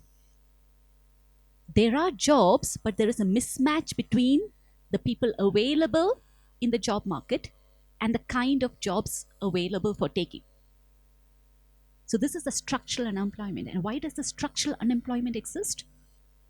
It's basically because our education system has not catered sufficiently to develop the human capacity of this country. That's why you have foreigners like me sitting and talking here today, right? And when you talk about human capacity, we are not only talking about university level postgrad education. I'm referring to basic education. So if you purely look at the enrollment ratio, we are doing sufficiently well. Yeah, we have met our at least Millennium Development Goals. But if you look at the quality of education, yeah, and whether this education provides the capacity to engage in the labor market, then the answer is very different. The schooling system and the labor market, there seems to be a disconnect. So we really need to take a very strong look at our education system. Now, this is not to say government is not spending money. We spend more than 5% of our GDP on basic education, which is much more than many countries in the world. But if you look at the outcome, so we have the input going into it, into the education sector, but the outcome from it is very poor, to say it very diplomatically. Okay, we have these international agencies that try to implement tests in maths and English reading, etc. And the way we score is really at the bottom of the list of countries in the world, despite our high levels of investment into education. So we need to take a strong look at what is stopping really building capacity. And not everybody finishing matriculation is meant to go into university system. No. We need a strong vocational training, technical training initiative. So some of these programs which existed were discontinued and needs to be renewed and revived. Vocational training and technical training, where we can have plumbers, electricians, mason workers, bricklayers, welders, to really supply to the rest of the economy. So that would be one, education, critical. The other is redistribution of wealth through land reforms. Right? So we have finally come to the big elephant in the room. Now, land reforms have been implemented in many parts of the world.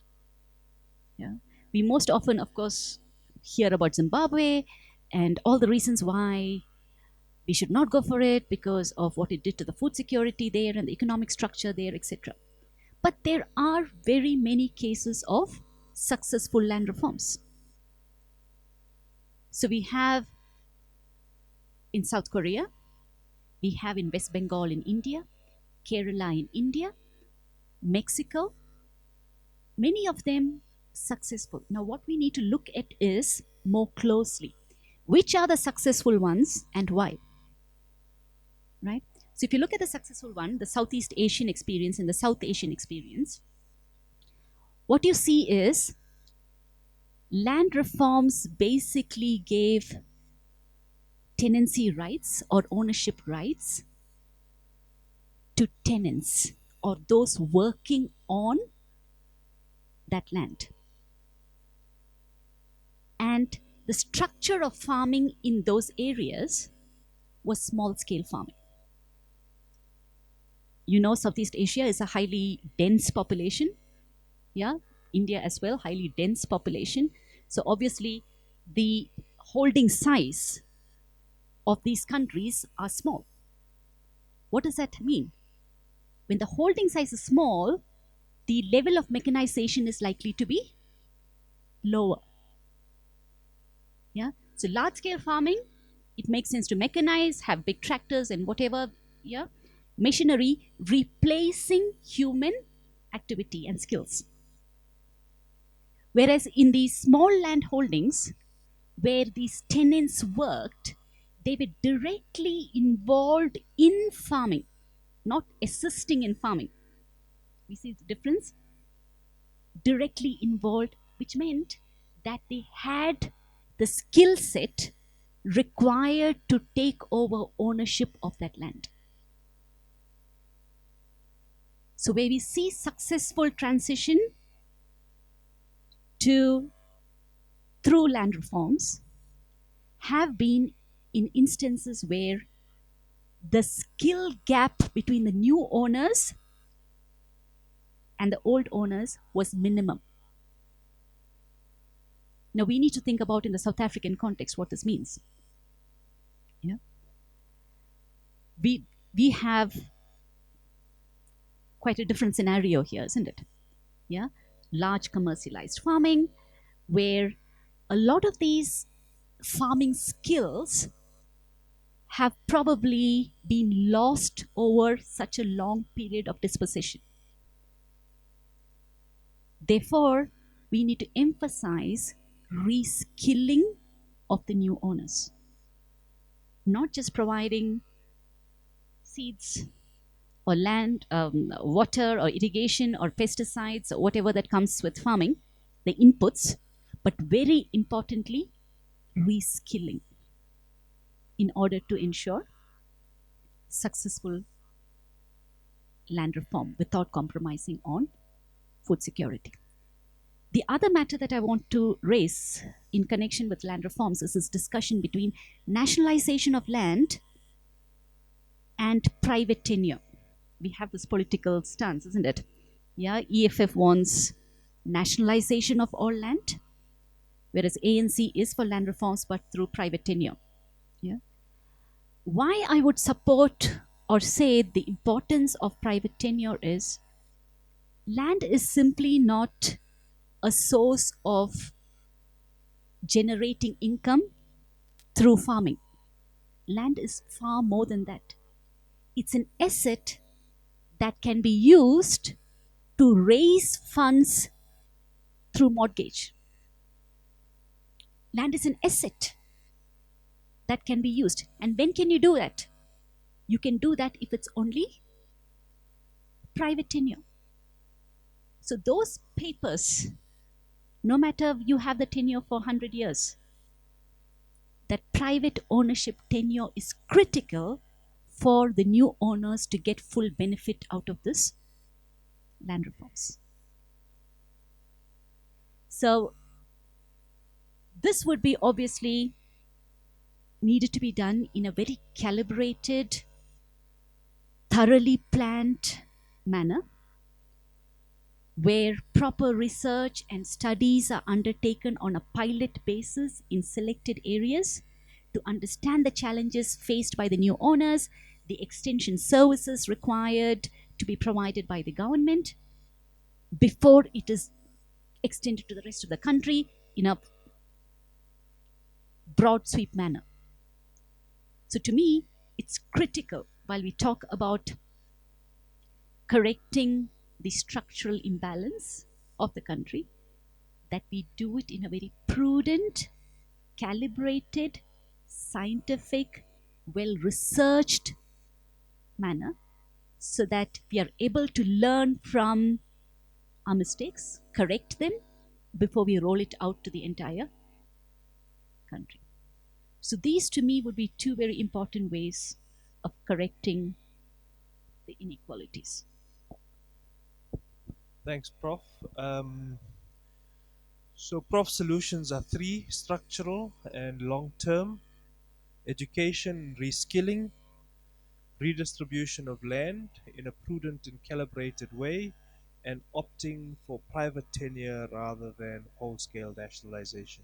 Trudi, are there any sort of short-term functional approaches rather than the long-term structural ones? Because as you hear from colleagues here, the imperatives are much more short-term and functional. So, I mean, you asked about a fair and inclusive society, right? So, economy. I mean, it's very hard to argue against the structural ones. I think that makes sense.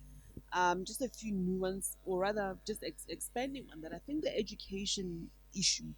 If you look at the works of economists like Nick Spall, or actually, if you look at the data, there was a period where South Africa's performance on international assessments was improving.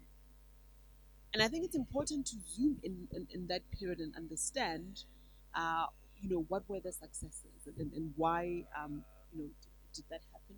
And then for the past, say, 9 years, 10 years or so, there've been declines in ranking.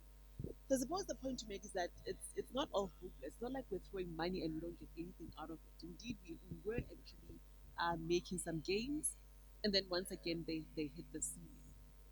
Now, a lot of diagnosis has actually been around. It's about the education system, but it's actually about how the system is managed.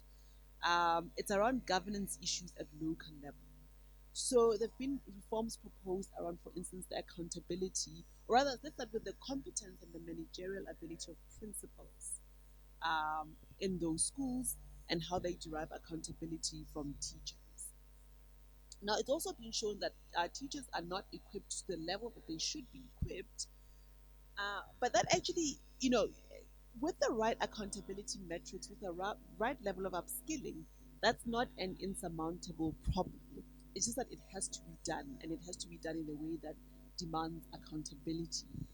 And when you did have some early curriculum reforms, like in the 90s, those were overwhelming to the system, and I think the system became very hostile, unionized, and we need to move out of that to make it a far more collaborative approach and to get unions on board, to take performance improvement seriously and not to see it as this overwhelming, threatening thing.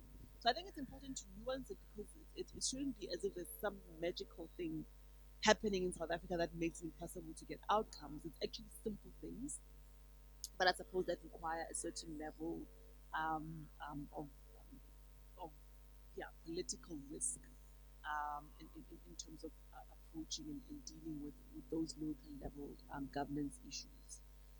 Now, in terms of short term solutions, I mean, on land reform, it's true. I mean, our agricultural system is dominated by large commercial farmers.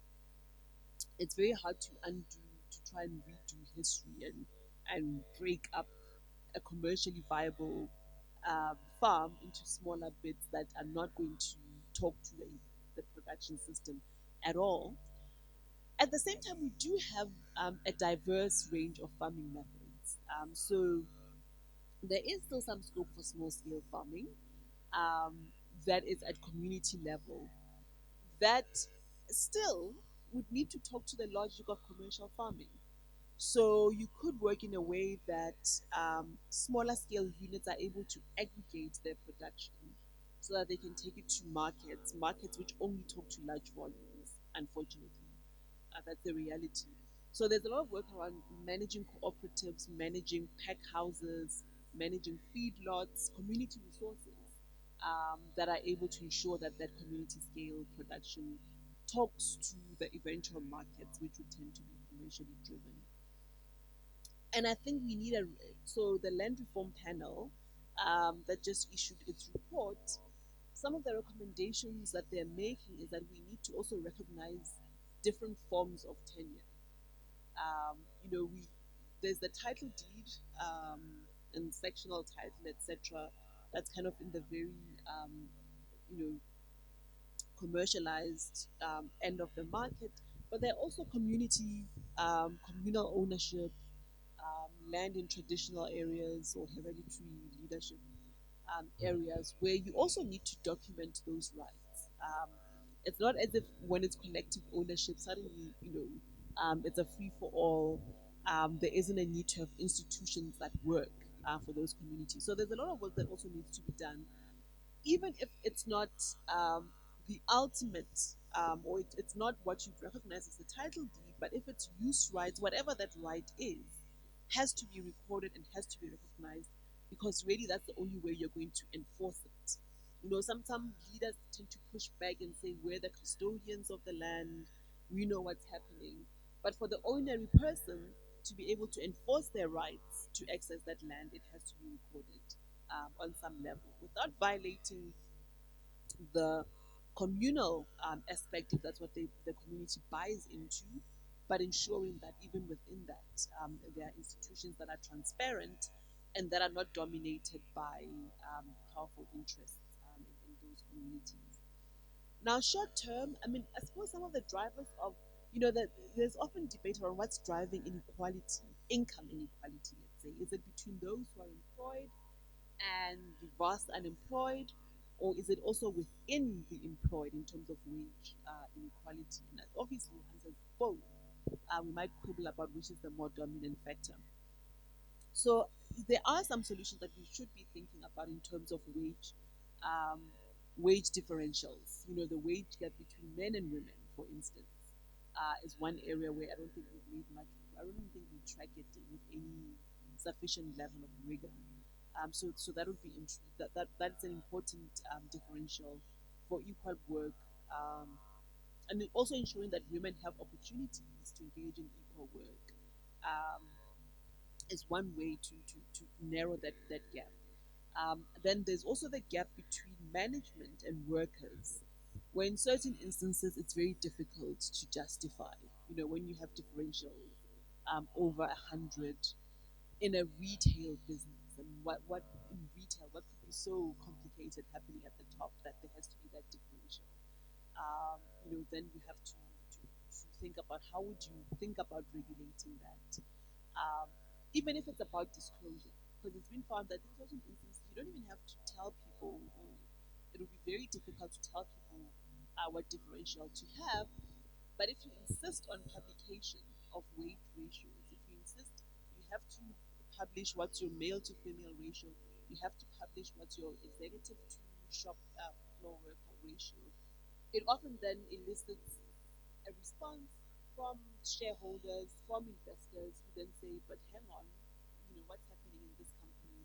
Then investors can vote against compensation, but you can only do that if you're compelled to provide the information. So I think in that space, there's lots of work that still needs to be done to think about ranges. Then we've talked about land reform broadly, especially with agriculture, but there's also the issue touched on earlier around densification and access to um, urban land, but urban land where it's in economically viable areas. So yes, we're not saying more people need to migrate to Gauteng, but when they are within Gauteng, government is very committed to ensuring that the way we build human settlements and the way we build infrastructure doesn't put poor people far from services, and put RDP houses on the margins, rather putting them in the center. So thinking around spatial justice is also important, so that you don't ghettoize urban spaces, but you actually have integrated communities that work, because then that can stimulate economic activity. You'd have heard the president talking about having 24-hour cities. Okay, maybe 18 hours is more realistic. But you can only do that if people live close to work. If you tried an 18-hour city with our current spatial arrangements, it becomes a lot more difficult. So there is a commitment and an acknowledgement from government that the way space and infrastructure is developed has to, create has to reduce any level of marginalization of people. Then we don't really, our economy, or rather, we don't want to have subsidies that distort pricing. But there is a lot of thinking that is happening around thinking about basic services, and ensuring that people have access to basic services at an affordable rate, because obviously that's also an important driver of cost of living and inequality. So if you think about the cost to communicate, for instance, there's lots of work that's happened to inquire into the costs of data, costs of telecommunications, and proposed remedies to ensure that those costs come down and they don't act as ways of exclusion from education, from economic activity. So there are those kinds of short-term policy levers that can be helpful to ensure that people live in the right places, are paying the right prices for things, and are also earning appropriate wages that I think will deal with some of the inequality in yeah, whilst we wait for the longer term issues to come into play. Thanks, Trudi. The town planner amongst us was very excited to hear you talk about spatial justice. But I see most of the room was not very happy about you talking about wage differentials, because when they started, the dean of students said that Wits produces the greatest number of millionaires, and they all want to be there. They all want to be bosses, and they don't want lower wages. But anyway, guys, now is your time. Um, sure, the hands. I've never seen hands go up so quickly. Okay, easy, easy. Calm down. I'm gonna start. I'm gonna start in the center.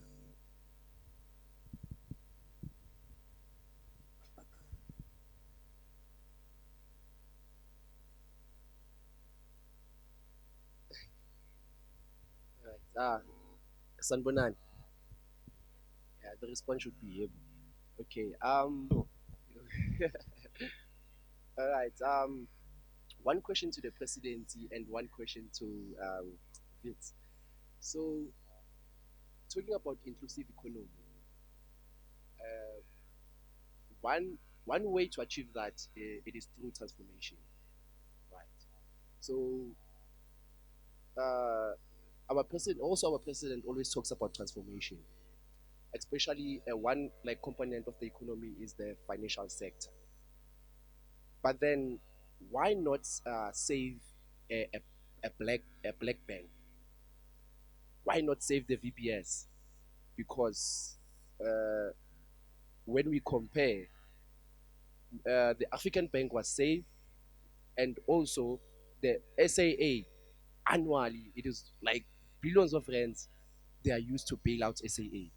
Why then we kill such institution that we think would they will help the economy of South Africa? And also, you talked about how the SAA is being like important, flying away to Bloemfontein to somewhere else. But then the question is, who who are those who are using those services? We know exactly who people who are using those services. They are of the high class. But then VBS, it was a mutual bank in Limpopo that was helping the marginalized communities. But then the government killed the VPS. Yes, they didn't bail out the VPS. And also, okay, I'm done. Okay, okay. And then to the Wits, okay, we know that Donald Trump, when he tweets, the economy will be affected. Even when he say good morning, we know the exchange rate will change. We know exactly that the trade war between USA and China affects like Africa greatly. And it comes to the question that one way to avoid that is to have one currency in Africa. And why are we failing? Why are we failing so hard to implement one currency? So yes, thank you.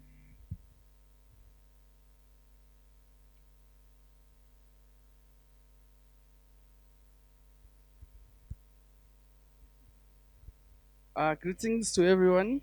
Hi, panel. Uh, I'm so happy that there was no restriction on how many questions I can ask because I have like a 500 word book. I'm joking. So, my first question, my first question is to the presidency. So, in overall, right? Because you said earlier the government tries to focus on so many different things at the same time. But like, isn't it that in overall the government is there a possibility that they can only focus on one thing at one time, or are they forced to try and focus on all these things at the same time? And if so, then why are they not being incentivized to try and also like sort of like to try and also whenever there's planning to try and see that at that time they will be focusing on so many things at the same time. And then with regards to Prof, with regards to that universal grant, I just want to ask a question on what will it stand for? What will it mean to society? And when I'm getting money, say I'm rich, what will that money, what will you be saying to me? What will it mean to me? Like, what will that mean for society? That grant, how would you explain it to society and say everybody will be getting this amount of money, whether rich or not? Oh, okay. And then my last question is around patents being sold to the presidency again, right? So I don't understand, like, why is it that like uh so why isn't that the government is coming up with incentives to keep these scientists in the country instead of them leaving, and in the end we end up selling our patents? And as well as like so from economical perspective, is it better to sell patents or for us to develop ourselves, to develop these things ourselves? Because I feel like if we had to develop, it will create job opportunities instead of selling patents. So I just wanted to know. So my question is directed to the prof. I'd like to interrogate the assumptions that you started off your presentation with. So if the economic problem of scarcity is premised on the assumption that human beings do not have the capacity to limit their desires, would that problem not be solved if we just exercise some restraint in our consumption patterns? And then an extension of that question is, if the cost of believing that we are inherently greedy and self interested is the destruction of our environment in order to exploit limited resources, shouldn't we be questioning where that belief came from?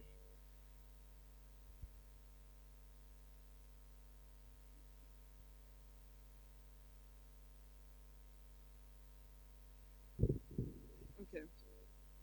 So maybe I'll start with the last question that was directed to me around patents. I think yes, it's a very important issue. I mean that's exactly the point I was making. I mean, I suppose patents are held by people, individual scientists, and organizations, research institutes, etc. So, if I'm a scientist, I've developed this wonderful process that can go into developing fuel cells, and I'm sitting with this patent and I want to develop it. I get to a point where the next step really is just to do the thing.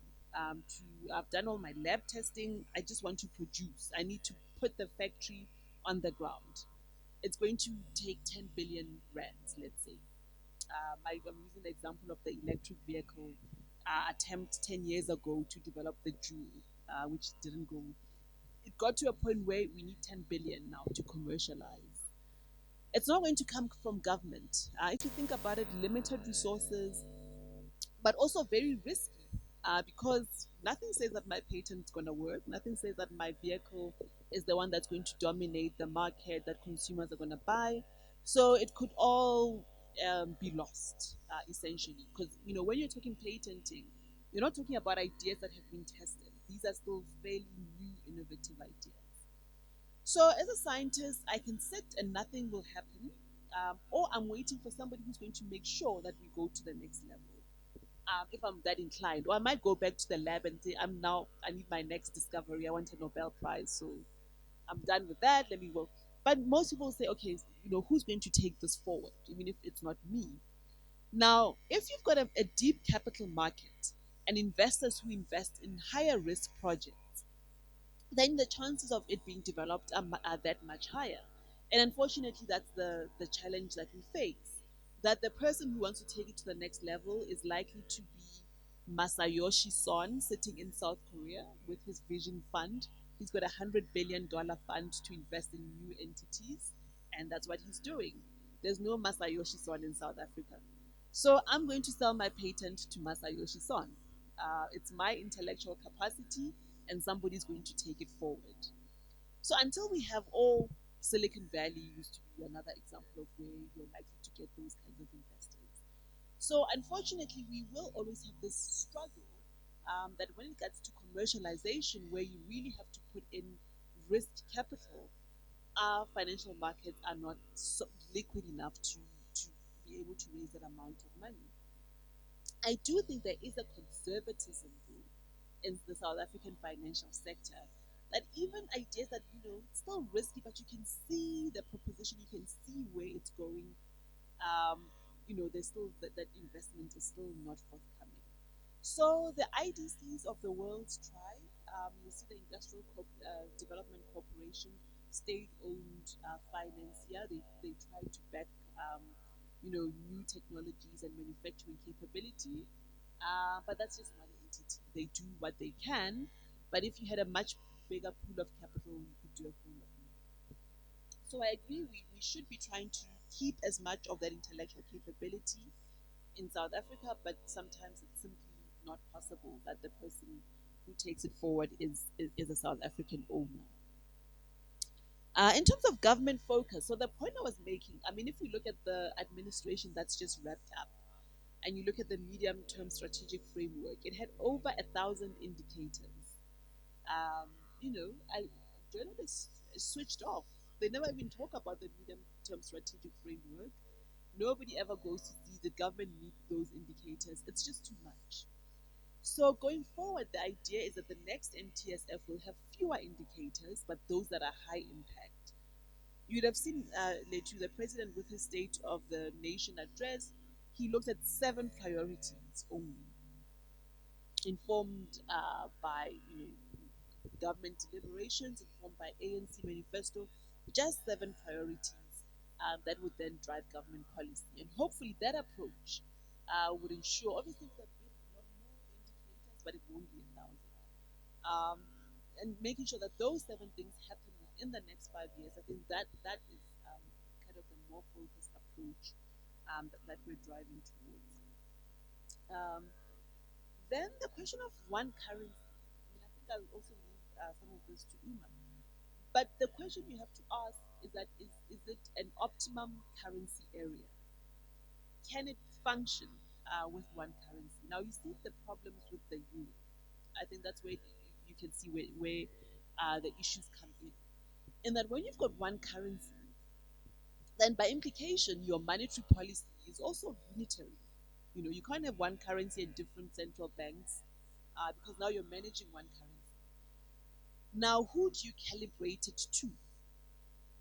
Do you set your monetary policy given conditions in France if you're managing the euro, where there's full employment, advanced economy, and there's a certain view that the euro should be, fairly strong, not too strong, but it should be strong, reflecting the conditions in that country? Or do you manage the euro against Italy, which has a weaker manufacturing base, or Greece, which doesn't have the same capability and would actually, with its tourist sector, prefer a much, much weaker euro to attract tourists, you know. So the EU has had to grapple with that, and it got ugly at some point post crisis. Brexit, even no, not Brexit, not Brexit. They still kept their currency. That's the one thing that they got right, I think, on some level.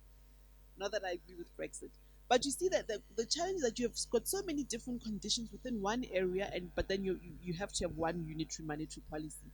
In Europe, it's not so bad because Italy, Greece, and France, that you can still think about them in the same sentence. Now, take it to Africa. Are you going to calibrate your monetary policy against South Africa or against Nigeria or against Lesotho? Radically different needs around it. So until you have an African growth story that's kind of aligned, um, you're going to have a problem. The alternative, of course, is that you can still be very different, have one currency, but you're going to have fiscal transfers from the richer areas to the poorer areas to mitigate. The ones who, if the currency is too strong and Lesotho is completely collapsing because now it can't export anything, you're going to have to compensate them.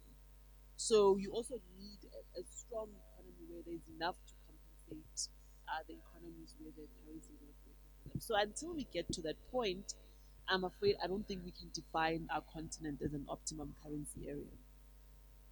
The VBS story. Now, first, I think we all said it was suicide. Nobody killed VBS. I mean, that was outright. With African Bank, there were some questionable decisions. One could say there was even some corruption, but ultimately, there were like poor business decisions that got them into trouble. VBS, that's just outright corruption. You couldn't say maybe they thought giving the king 5 cars was going to be a good strategy. No, that was just outright corruption. So there's not even a sense that let's try and save someone from what was a good, fairly sensible business model. There wasn't even that. So I think that there's got to be accountability for that. Now you say, but why punish the communities that depend on the bank? I think that's a fair point. But creating another VBS like structure is not the solution for that. You might want another mutual bank, which is a genuine mutual bank, that talks to the needs of that community. I don't know if there's a desire for that, but if there was, I would say sure, government should support anyone trying to create a genuine mutual bank out of the ashes of VBS. But to rescue VBS in its current, with its structure, strategy, management, all that went wrong, there can never be justification for that. It's also, not system. It didn't have any systemic risk in terms of its size. That you said, oh my goodness, we have to keep it going because there are all of these other interpayments that have to be made to the rest of the banking system. There wasn't that. So literally, it's an opportunity for a clean slate. But no, I can't see the case to justify rescuing BBS. Is there a reason you were looking at me when you said there were 1,000 indicators and journalists switched off? Prof.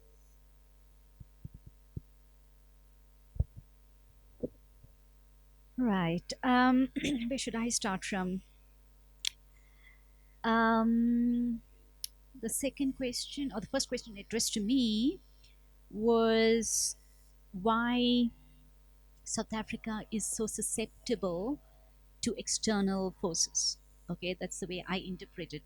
Something about Donald Trump tweeting or US China impacting on South Africa. Is that correct? Yep. Okay. So, first and foremost, what we need to understand is the nature of South African economy. We are a small sized, open economy. Yeah. What we mean by open economy is we depend to a great extent on the external markets. So, primarily, our mining sector and the primary goods that we produce, the market for it is not internal or consumed within the South African economy, but depends on external international demand. So, primarily, it means China's growth rate would have a direct bearing on the demand for our exports. So, therefore, the moment you say there's anything that happens to China, be it because of the trade war with US or the internal issues, anything that impacts on China would have a direct bearing on the demand for our goods. This will obviously have or be reflected in the exchange rates. Yeah, that's the first sort of indicator what happens. So the rand will be impacted, which then trickles down to impacting rest of the economy. So which is why when China sneezes, we say South Africa catches the cold. Yeah. Um, why not one currency in Africa? I think Trudi has brilliantly explained it. There's very little value that I can add, except saying that it's not possible to integrate just the monetary sector, keeping apart the fiscal side, right? And integration between economies at very different levels of economic growth, per capita income, and economic structures really is a recipe for disaster. Now, for example, Euro, which country is actually benefiting from the Eurozone?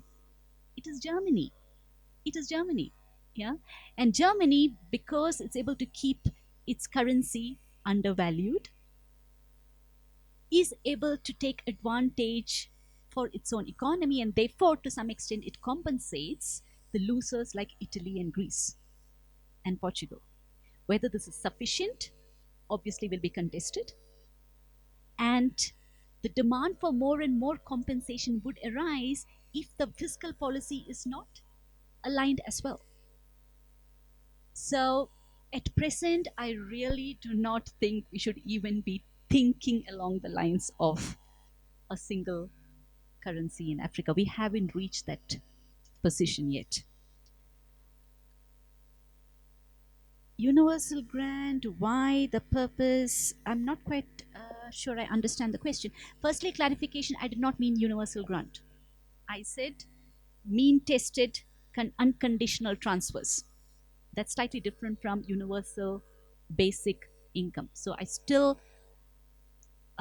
am of the view that it should be targeted because we are not in a fiscal space that we can afford to dole out money to everybody. It's not even required in the South African context, given the level of inequality. However, there is a need for targeting because, A, to address issues of poverty, unemployment, but by a means that's not creating perverse incentive. The unconditional part is what I'm emphasizing on. So it's not conditional on bearing a child, which creates long-term implications for the country. And I would think also extending this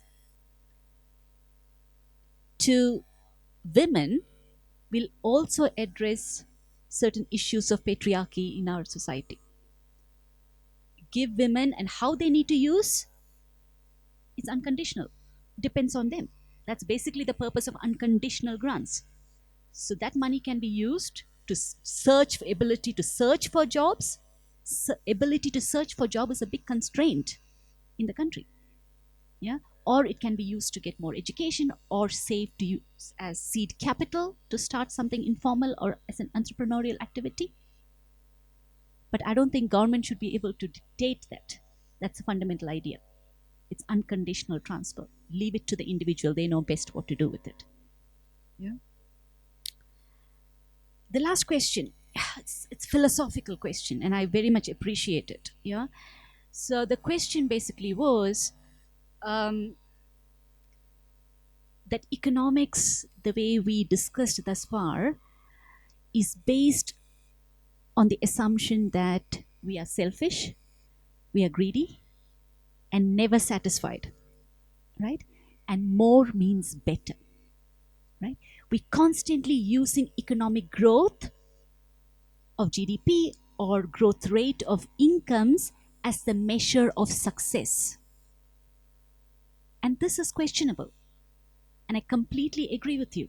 We are constantly striving for more and more, which has resulted in unsustainable exploitation of the planet. So are we chasing after the wrong illusion or objective? Shouldn't we simply be talking about, rather than growth, shouldn't we be talking about redistribution? The current income of the world is sufficient, if properly distributed, for the entire population to lead very decent lives. And who is the beneficiary of growth? So there are studies which basically shows it's only 10% of each percentage growth that goes to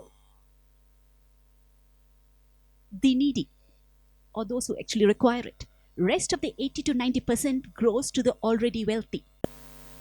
So the results of growth itself is not allocated equally. So are we really talking about the wrong question here? Should we be looking at other parameters? So a lot of my research recently has been on subjective well-being. Okay. Now, subjective well-being basically is, what is your life satisfaction? Generally.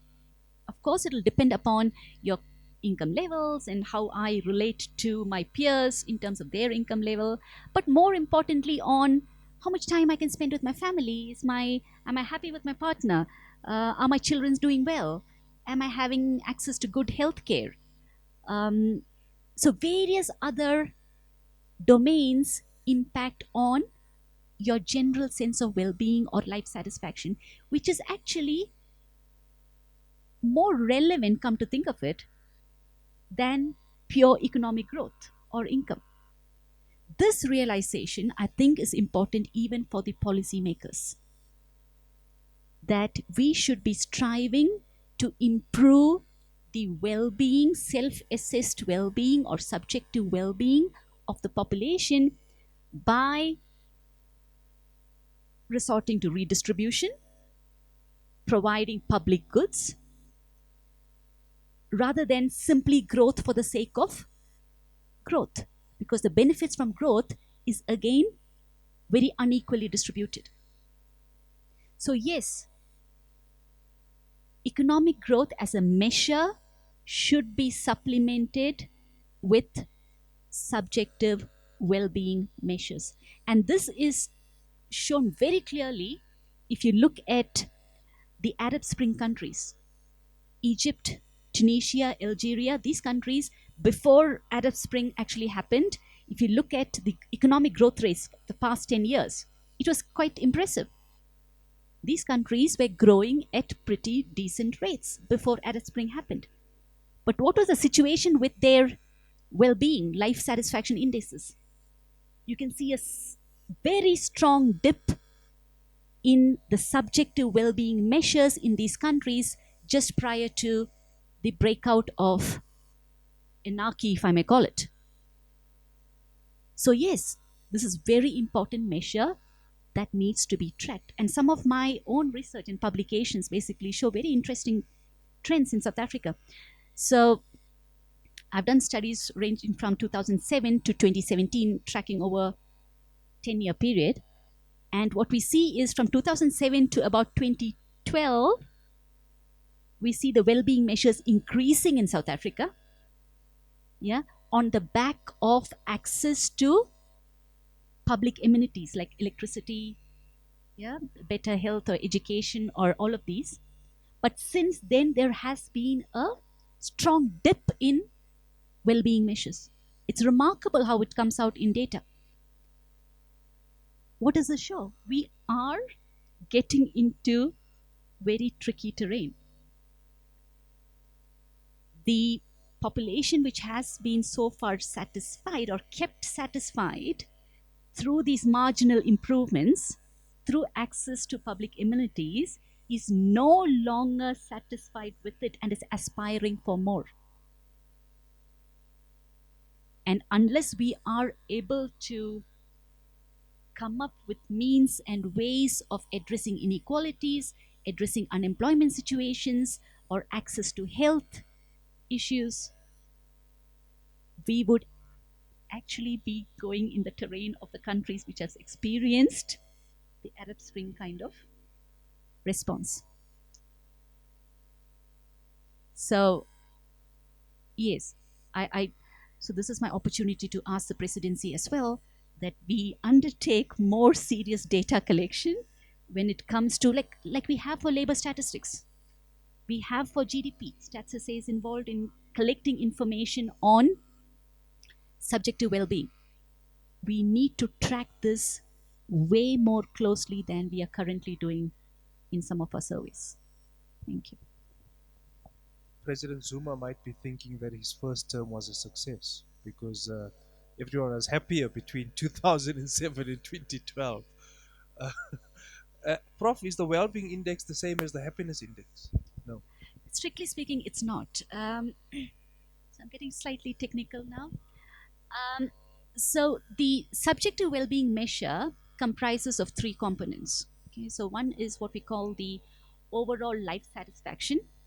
The second is what we call happiness or the effect measures. So effect measure is more or less the momentary feeling or emotions expressed. You know, so Protea, or we had Bafana Bafana winning a couple of days back. So everybody was upbeat about it. So that's the effect, the happiness. Happiness is momentary. Life satisfaction is long term. And the third component is what we call the eudaimonic measure. Eudaimonic is whether there's a purpose in life. So right now I may be going through difficulty as a student. I'm in financial crunch and difficulty, but I'm striving towards a purpose. I'm waiting for my degree and I hope this will give me better prospects. Or a young mother, constantly under pressure, you know, with a small baby, but there is a purpose in life in undergoing this hardship. You know, so that's the eudaimonic measures. So all these three together comprises of what you call the overall well-being measures. Okay, so we want to give everyone a chance, right? So, brother, there, and at the back. So those three for now, and then I'll come here and then go there. Thank you for the opportunity and good day all. I've got three questions.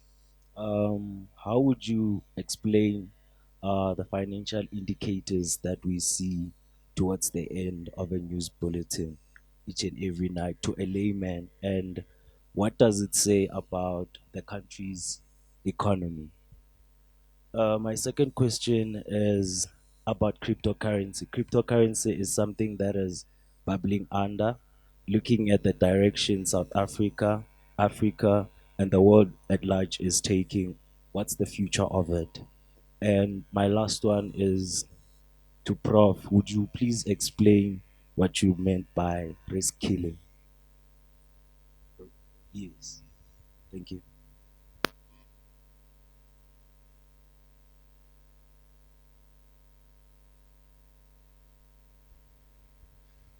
Good afternoon, panelists, and thank you for taking our questions. Just two kind of short questions. The first one is when we were speaking earlier about diversifying our economic hubs um, throughout the country rather than centralizing them in four um, main cities, what do you think of the idea of South Africa approaching a more federalist system in allowing provinces to control their own development rather than following maybe a more national agenda?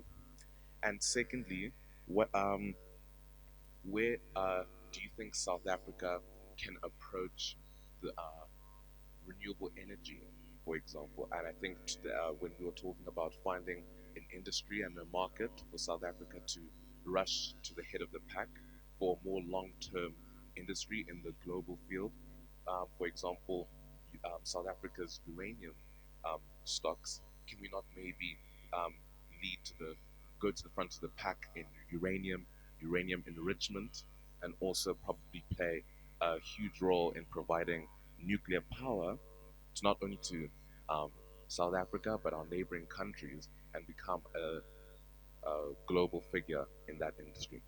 Thank you very much. Good afternoon. I've only got two questions. The first one is to both panelists.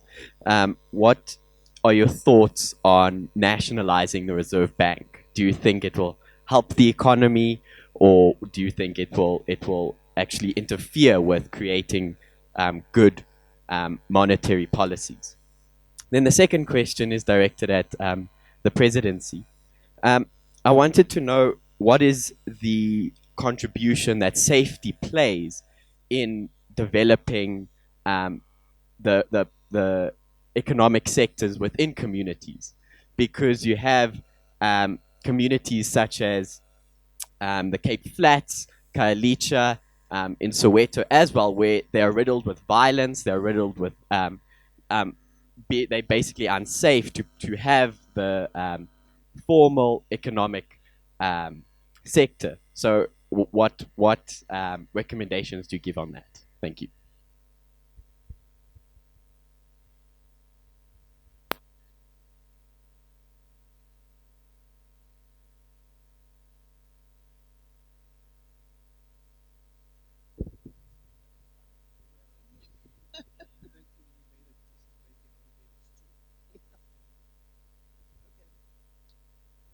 So on, let's see.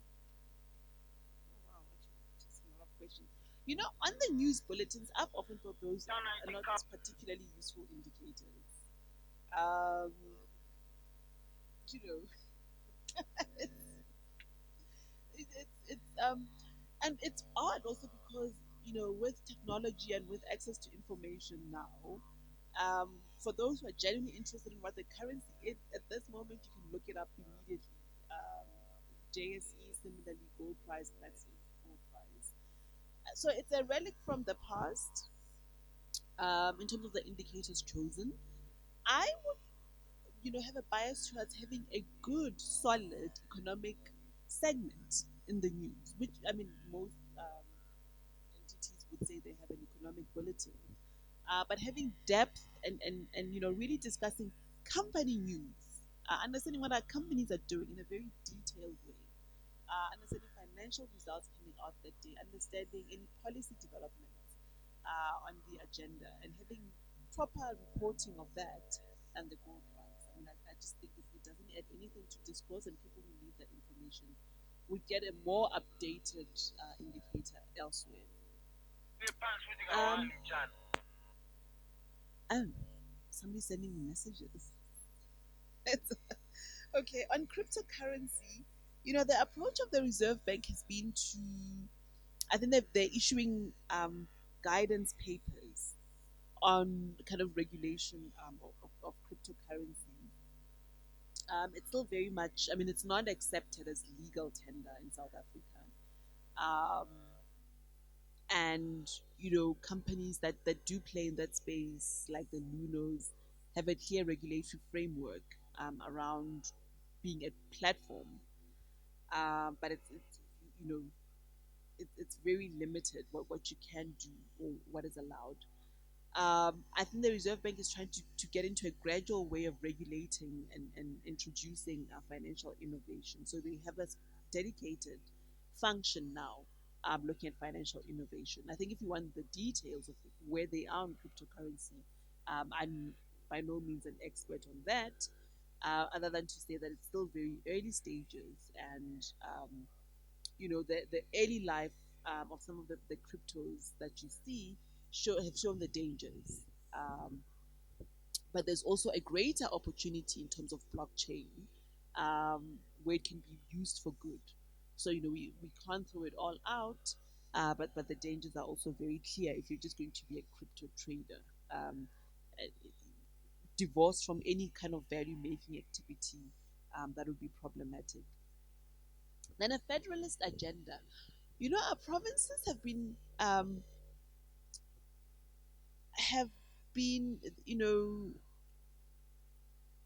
have created difficulty in the sense that you have provinces that don't necessarily have an economic base, um, but given them, but having political power and having control over a budget, then creates some perverse incentives or perverse outcomes rather, in terms of cronyism, and that sort of thing. So I often wonder if the province is necessarily the right unit, um, of organizing society, and whether we have the right configuration. I mean, this was 25 years ago. These were the provinces that were demarcated. But do they make sense as economic units, as viable entities? So then to try and give them more power under those circumstances, I think would be quite dangerous. Um, which is not to say that what you want to do is you want each sub-region, province, or whatever you call it, to have a clear proposition as to these are our strengths. This is how we build. This is our comparative advantage. This is how we build our economy.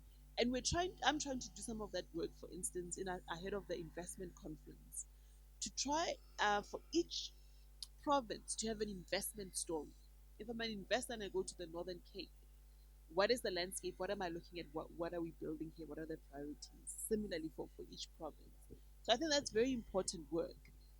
But when you start talking politically around more federalism, I don't think um, that is necessarily more appropriate. Also, given that they already have so much power in terms of provincial competence in various areas, education, health, etc.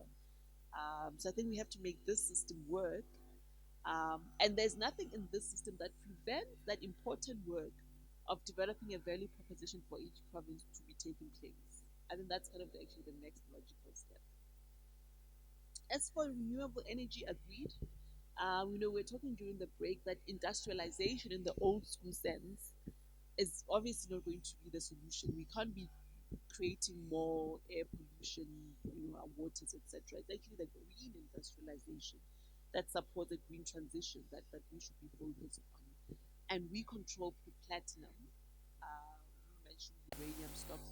So there are key resources. Manganese is also a key one, where we should be thinking about not shipping it out as always, but how do we link it to the green industrialization opportunities that exist? And that work is ongoing. You'll see the DTI in terms of industrial policy focusing a lot on green value chains to drive new areas of economic activity. Nationalizing the Reserve Bank. Remember that the Constitution already stipulates the mandate of the Reserve Bank. Um, and also remember that the Monetary Policy Committee already takes decisions in line with that mandate independently of the shareholders. They are not involved at all in the conduct of monetary policy. So the nationalization debate from that perspective is a red herring because it wouldn't change the conduct of monetary policy. It's become a proxy war or a proxy for contestation among different interests in society. So from that perspective, people often follow the debate to see who's on the ascendancy, and that sort of thing, and that's not helpful, and that often undermines sentiment in the economy. So it does have real economic impact, but it's not as if nationalizing would change the mandate or the independence of the MPC. Um, what it would do, though, is to think about the cost of doing that, given that you have to buy out. It's all, I mean, legally it's debated. Do you have to buy them out? Can you just, are they real owners, etc.? If you had to buy them out, the cost of that. So you're creating a whole set of activity that actually has nothing to do with monetary policy. And so I think that debate is not helpful. Safety, yes. It's become a big focus in the economics cluster to think about safety in general.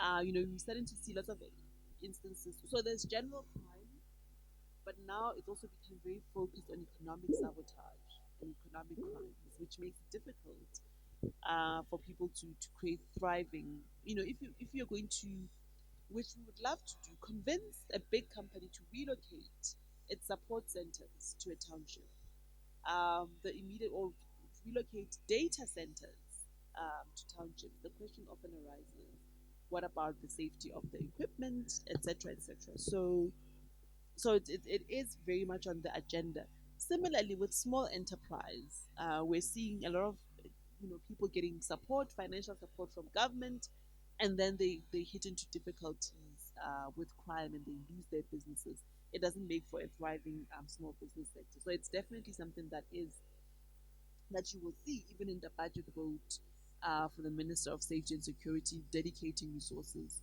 to start dealing with that. Of course, just the general crime prevention uh, effort is important, but also crime prevention targeted at economic assets and economic activity is on the radar.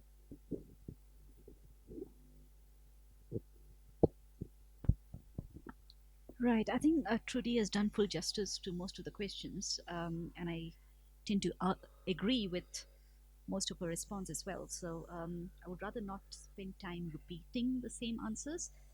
We can take more questions. But the only question I think that was missed out was about reskilling. Yeah, that's the only one. So which I will take on. Yeah, so I think I mentioned reskilling in the context of land reforms, right? Um, so basically, given the large scale nature of production, right? The current laborers working on the farm are likely to have only a, what do you call, a limited view of the process, of the agricultural process. Right? So they're not involved in start to finish kind of activities.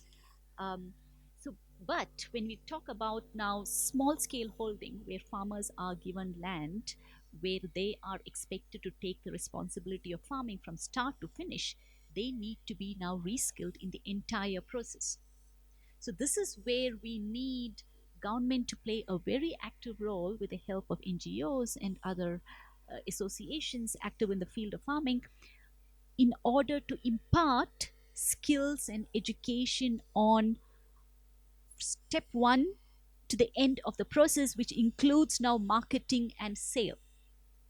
So this is what I meant by reskilling. And reskilling obviously has happened in various segments across industries over time. So I'm old enough now to remember when the first sort of computers were introduced in a different country context, where in banking sector where people who used to maintain manual ledgers had to be retrained to start operating on computers.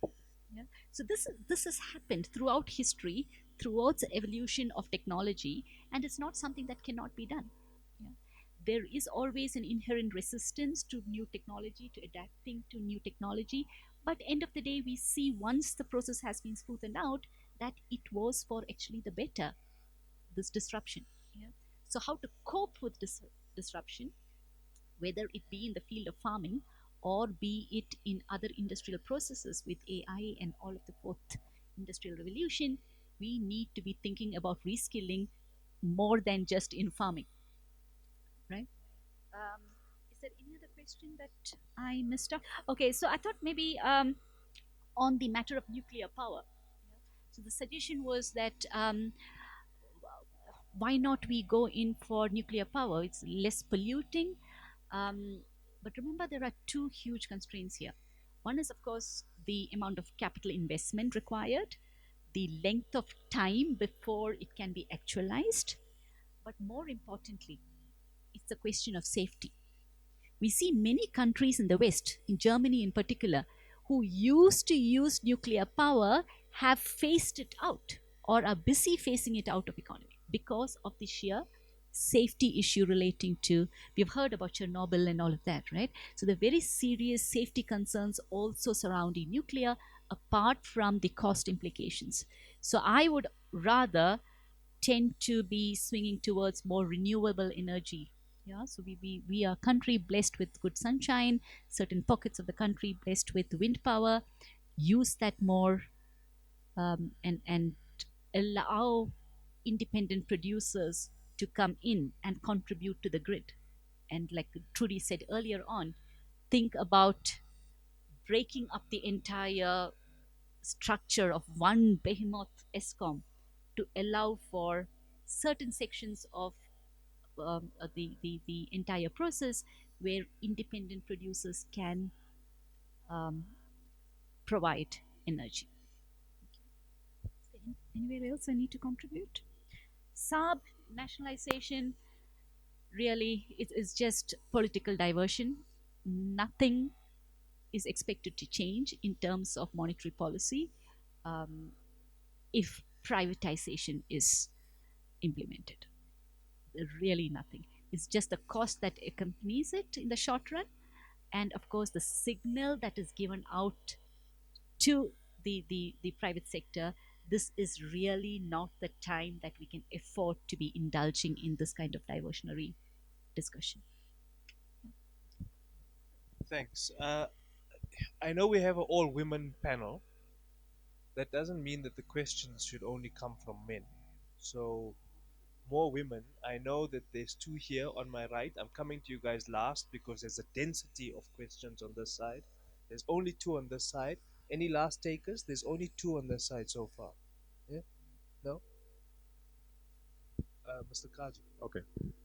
Thanks, Ebrahim. So I guess my question's in the context of knowing that, this administration inherited an economic reality that's probably akin to what the administration inherited in 1994 in terms of national debt and, economic growth and so on. But like my question to Prof is, the greatest economic story of the 1970s and 80s was China.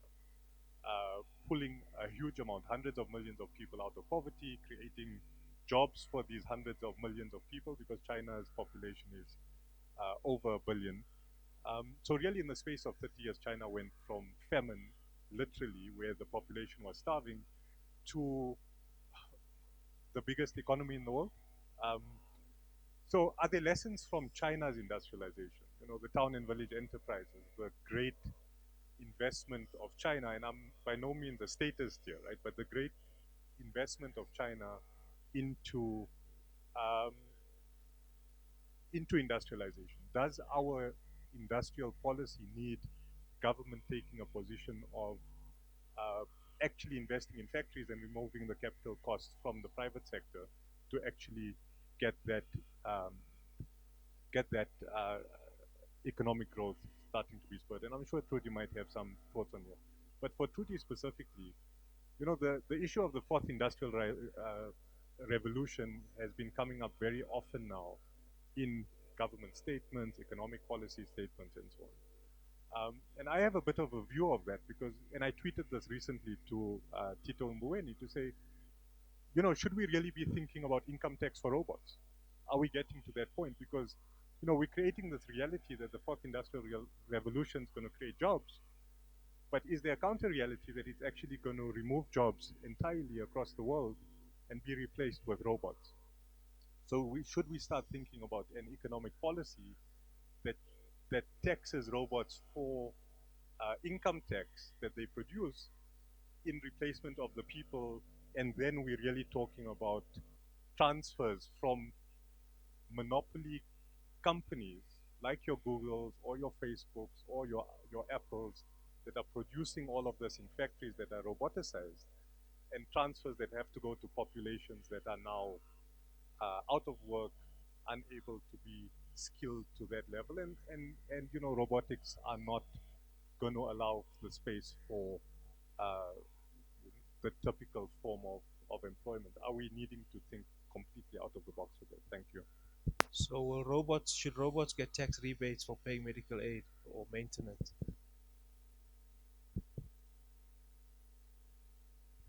Alrighty, thank you for the opportunity.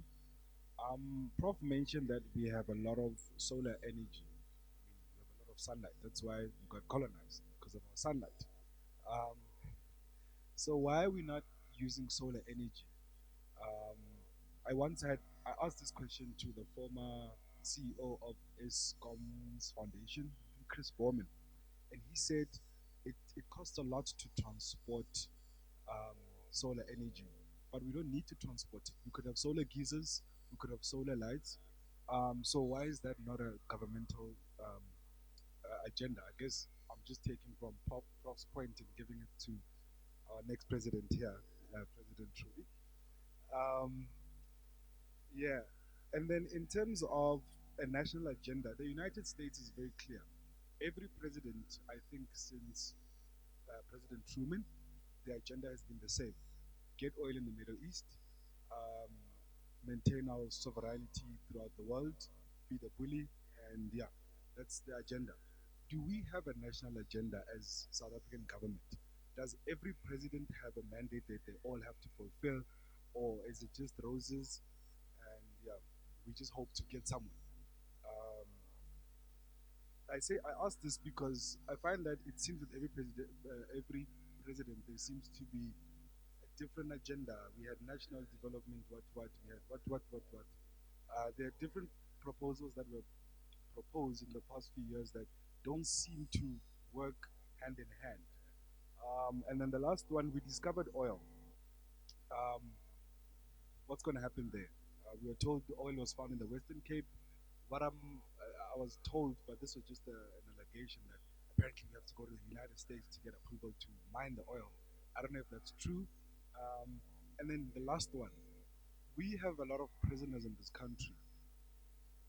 Yeah, all right. We have a lot of prisoners in this country who are unutilized.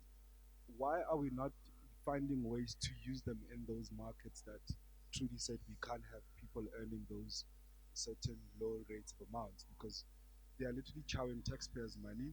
Many of them are locked away for 23 hours a day. We could be utilizing prisoners, for instance, in laborers' positions, you know? Thank you for the opportunity.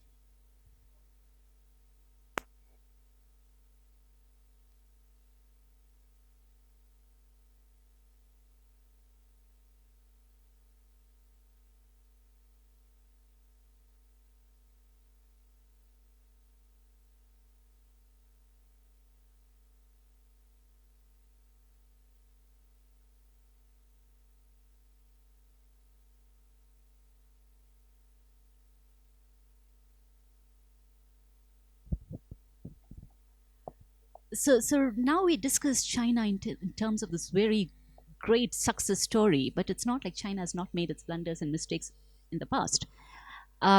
What we see now is really the change in strategy that China adopted since the great dismal failure of the great cultural revolution in the Great Leap Forward, where they actually went the way of collectivization of private property and farming and production, which basically saw great reduction in productivity over the course of 1 decade. But they had the good sense to reverse it. And why they could reverse it goes back to the fact that they are not a democracy. Yeah. So there are benefits and as well as certain constraints that democracy imposes on countries. Obviously, decisions can be implemented much more faster in an authoritarian state without having to really look at the political fallout of it, what happens to my voters base, and decisions can be taken in a real pragmatic manner in such contexts.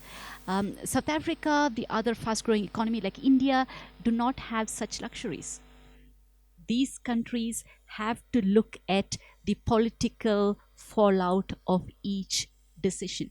So we are in that sense highly constrained simply by the kind of system, political system that we have in place. But this is not to say that we don't have lessons to learn. Yeah?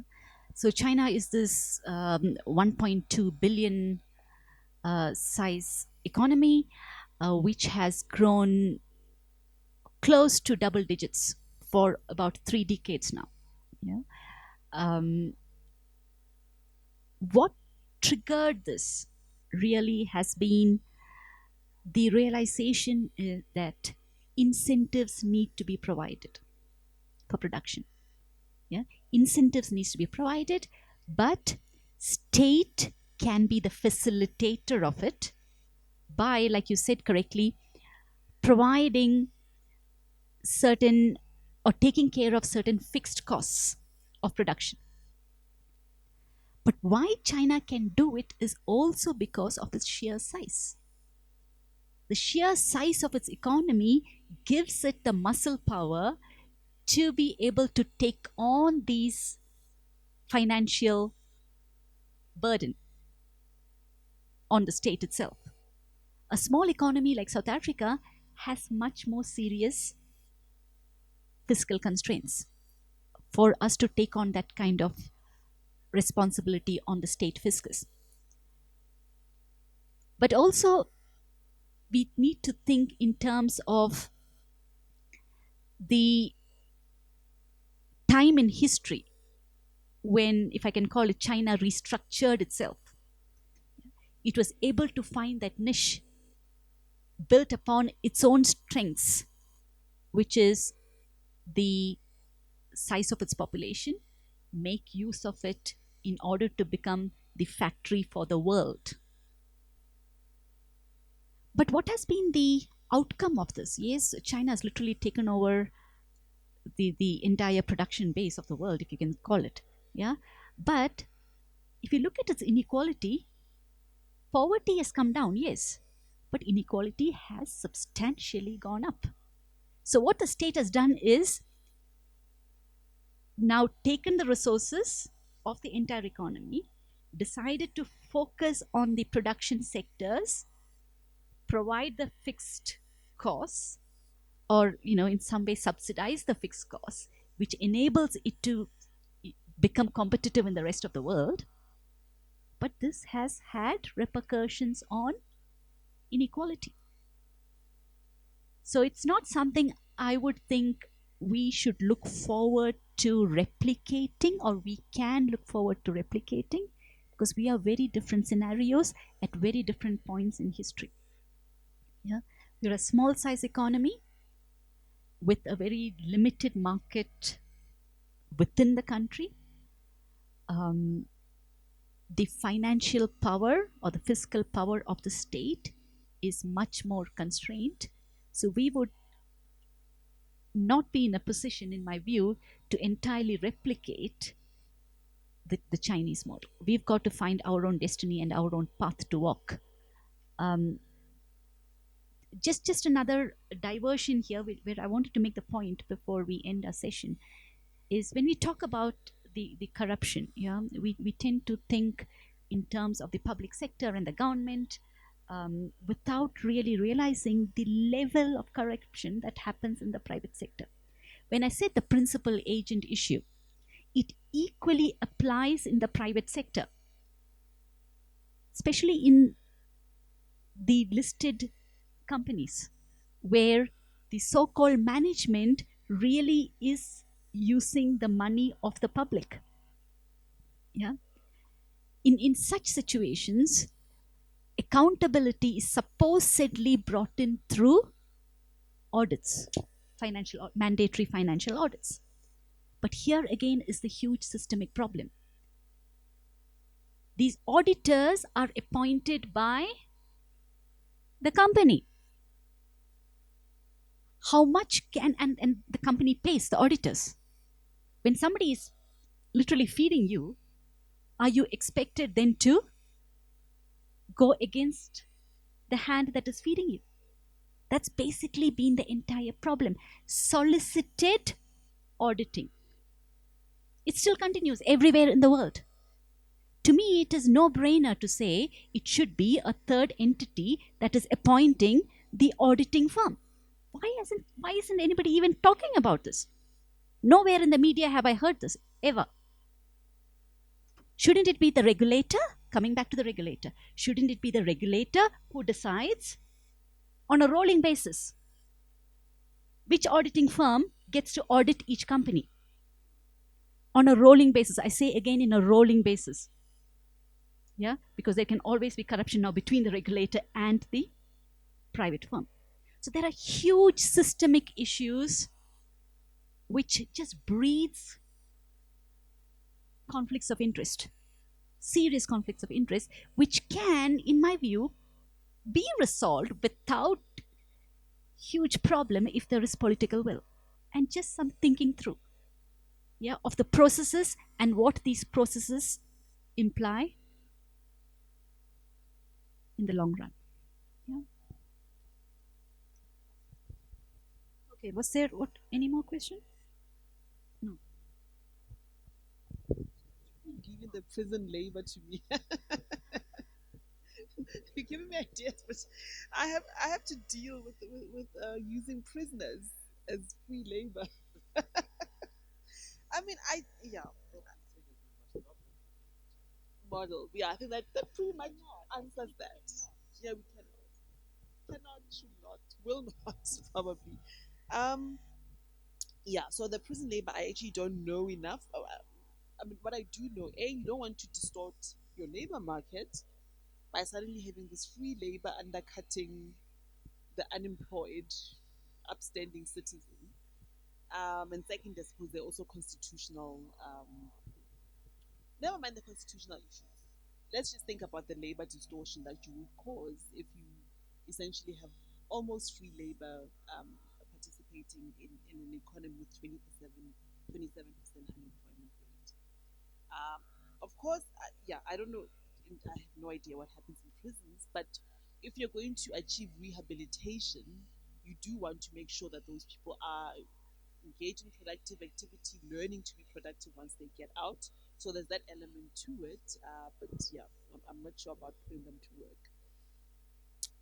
On the Chinese story, I mean, I think Puma covered it comprehensively. I think we always have to have economic policy that's contextually relevant.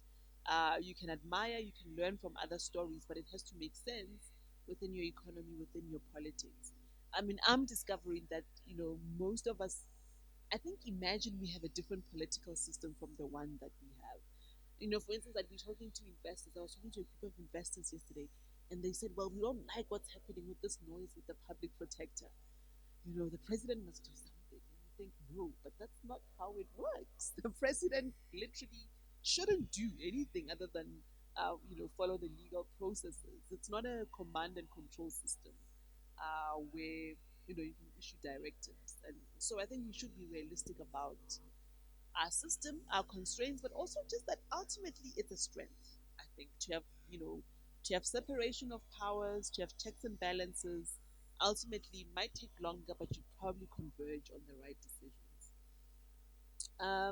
As for fourth IR, I think the world in general is moving from a position where there was a dominance of anxiety about what it means for jobs, and now a moment where we're saying, hang on, let's think about the opportunities. Let's focus on where are the opportunities that are brought by this. For instance, we talk about the township economy, right? And fourth IR suddenly makes it possible. I was talking to T Systems the other day, and it makes it possible for them to have programmers in the middle of Mpumalanga creating global services, global software. So let's not forget that suddenly the world becomes smaller. Suddenly being in a township might not actually mean anything in terms of a locational disadvantage, thanks to technology. Of course, we can't swing completely to the other side and ignore the taxation challenges or the employment challenges, but also the taxation challenges. And I think it is an important issue you're raising because you also find that in key technologies, you have global conglomerates which are going to control everything, which do control everything. So never mind having to struggle with local monopolies. How do you regulate a global monopoly? Where do you tax it? Now there's competition for taxation resources. Every country wants to tax Google, rightly so, because it's active. But then what are the rules? Where does it pay the majority of its taxes? How is that going to work? Similarly, with robots, is it the company that produced that? At which point are they having those? There's got to be a rethinking of tax regimes, given what technology will do. The Davis Tax Commission in South Africa, which was set up to think about the next generation of tax, I think has touched on the margins of this, but there's certainly a lot more in terms of proposals. Solar energy, oh, he's gone. No, we use solar energy. We encourage it. So you will see, even in the integrated resource plan, which is the energy plan for the country, there's dedicated capacity that must come, that has been set aside for solar energy. And as I mentioned earlier, it creates opportunities, for instance, for storage technologies that will enhance the life or ensure that you can use that power at different times.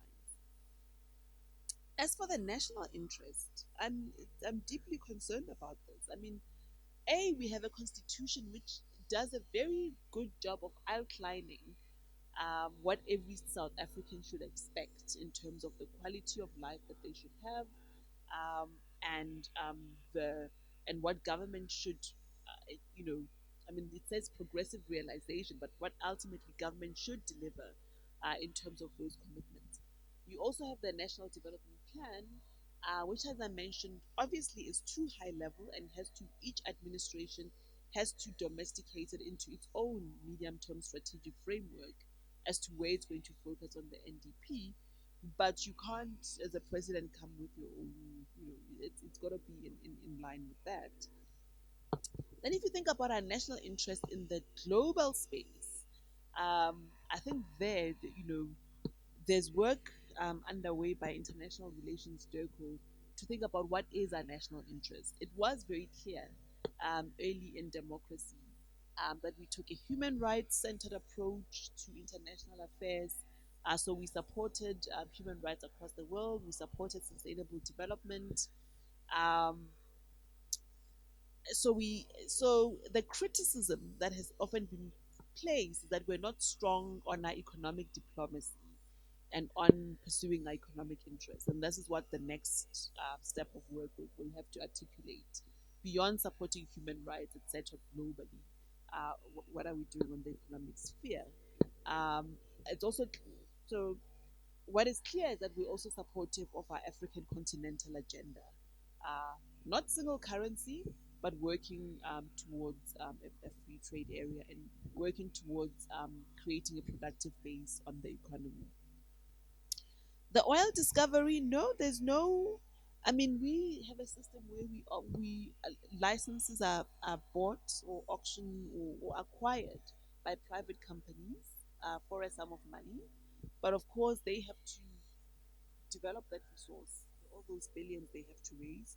So it's usually the major oil companies that ultimately get hold of those licenses.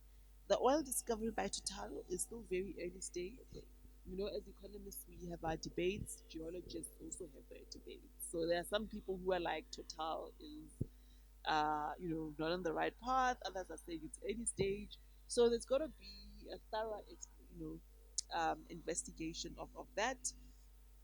But we do know that there has to be something there. If you look at the geology of the region, if you look at what our neighboring countries have been able to find, certainly there's something, but it's still early stage, and it's a question of investment.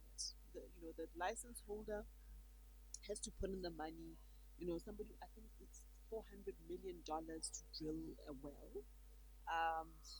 But that's their game. That's what they do. We obviously benefit from the taxation that comes from that. We benefit from the employment and the value chains that come from that. But the company has to sink that money. The short answer is no, we are not going to the US to get permission. And you also missed the answer on the sun. We do harness solar energy. Friends on my right, it's rare that we have the privilege of having both a head of economics and a presidential advisor, but let's respect their time as well. Let's be as quick and brief as possible, four of you. I'll end with the women, and then you guys can have a women conversation as you close the panel. My question is to the prof. So, does the school consider the economy and the direction it's taking and future growth forecasts when they plan around their intakes for the different schools within the school? And also for those on the other side, just so they keep the number of unemployed graduates at the minimum. And also for those on the other side that are nearing their completion, do you guys ever have conversations that help them think about other things that they can do should they not find jobs as soon as they leave the institution?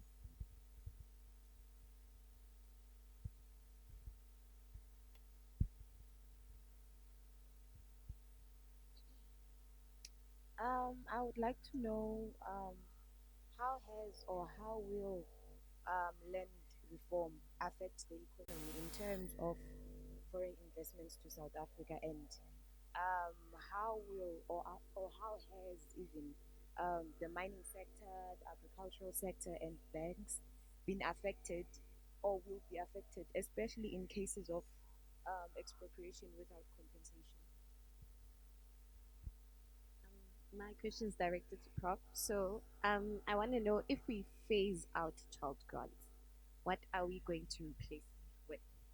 And if we do replace it with the means tested grant, and we will focus solely giving it to women, what will happen to child-headed homes that are headed by male kids?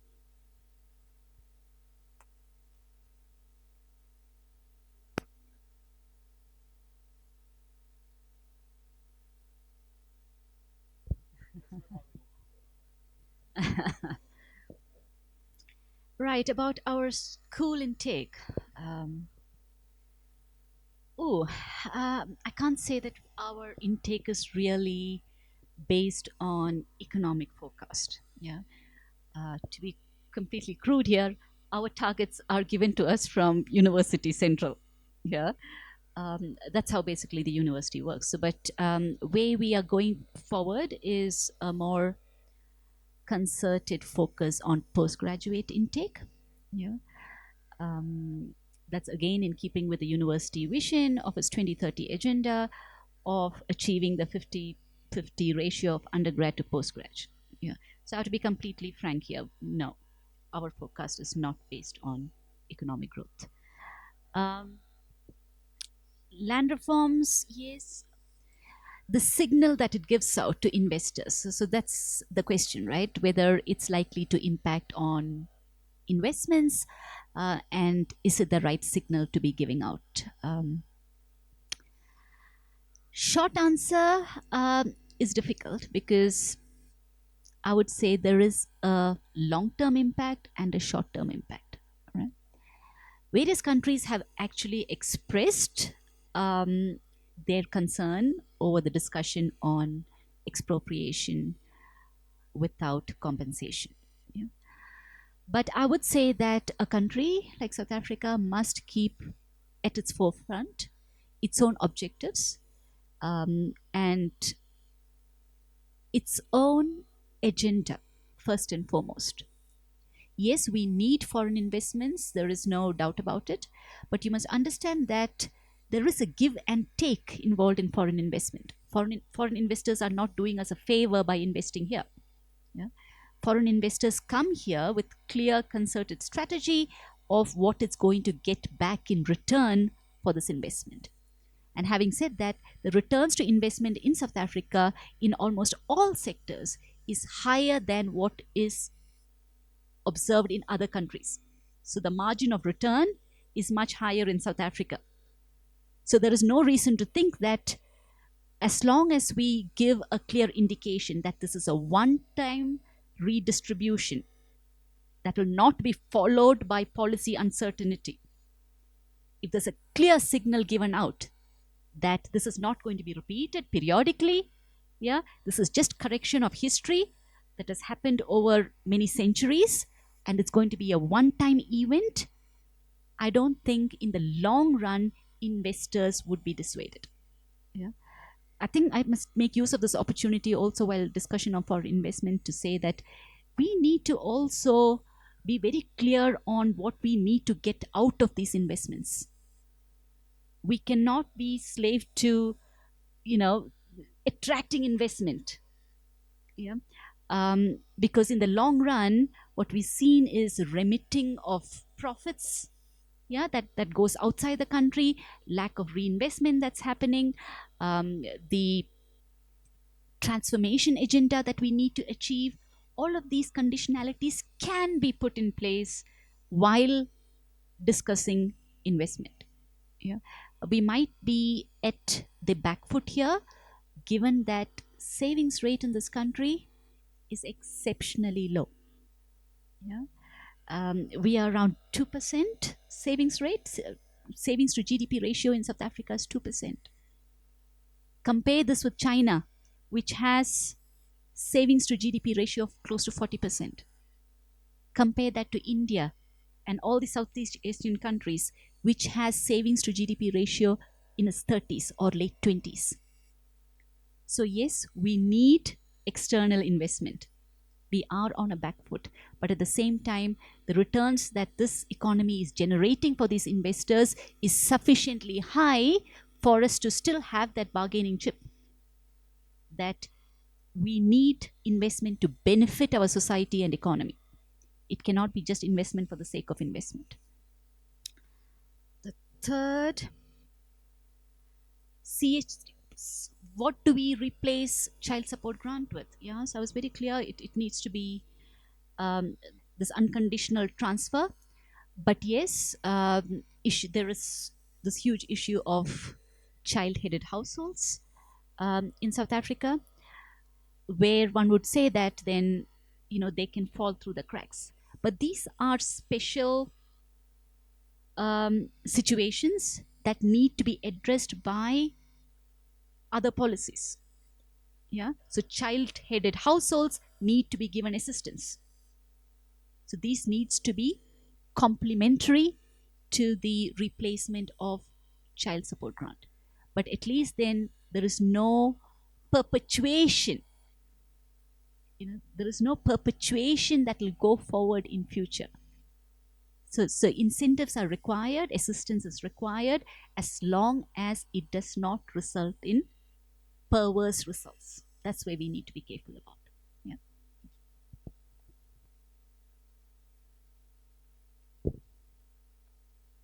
And there was one question which I've now. Oh, land reform. Yes. So I mean, I think Uma covered it adequately. There's a clear imperative that needs to be addressed, and the challenge only comes if it becomes a prolonged discussion or if it doesn't settle. Which is why it's been important, the president appointed the land review panel to kind of help government, the executive, think about how it approaches land reform holistically. Then there's a parliamentary process happening where legislators will then have to think about an amendment to the constitution, which by the looks of things will also then require legislation to support that amendment. That process, those two processes have to happen relatively quickly so that you don't have this overhang. We do have investors who do ask, how do I know my land is not going to be expropriated? Well, the legislation and a proper expropriation bill and proper expropriation act, which is in line with the amended constitution, will set it out. And so then you don't have, then the person knows, where do they stand. If I, if I acquire land and I don't use it for 30 years, then yes, it looks like it might be expropriated. But then it becomes very clear at the outset. Um, then in terms of the holistic approach, then there would be other things that government would have to do that are more policy oriented. You know, when we're talking about spatial justice, those sorts of things, which are not really a threat to investment, but are just ensuring that there's equitable access to land and to assets. I think that that would be ongoing work. But from what I can see, the only problem is where there's uncertainty or it doesn't get resolved in time. In terms of the the comments that have been made about investment in general, I think as a country we actually do quite well in setting out conditions for investment. So we always make it clear. We have our labor legislation, we have our black economic empowerment legislation, um, others that we don't even think about. We have our environmental legislation, and we always ensure that investors that there won't be, there's never any exemption or a way to get around them. I think where we undermine ourselves is where we change interpretations. So people would say different things about BE. 1 minute, a state entity will say it means 50% ownership, and others would say no, it means adherence to an industry code. So the problem becomes when we send contradictory messages about what it means. But in terms of having clear conditions as the rules of the game to play, we're not one of those countries where we say we'll take investment at all costs. We're often very clear that yes, we want investment, but it still has to be supportive of our development agenda and it still has to meet our laws and regulations. And if we change that law and regulation, it would be for all investors in all business. It wouldn't be kind of a give and take in a transactional sense. It would be very clear and transparent.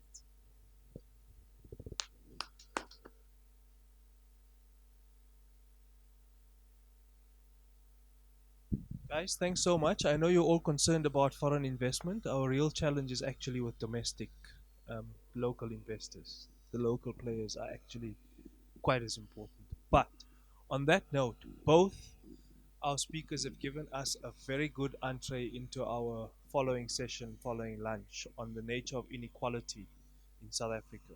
Because Prof has just told us that foreign investors who come here actually get quite a decent return. So one of the questions is that what in part drives our inequality?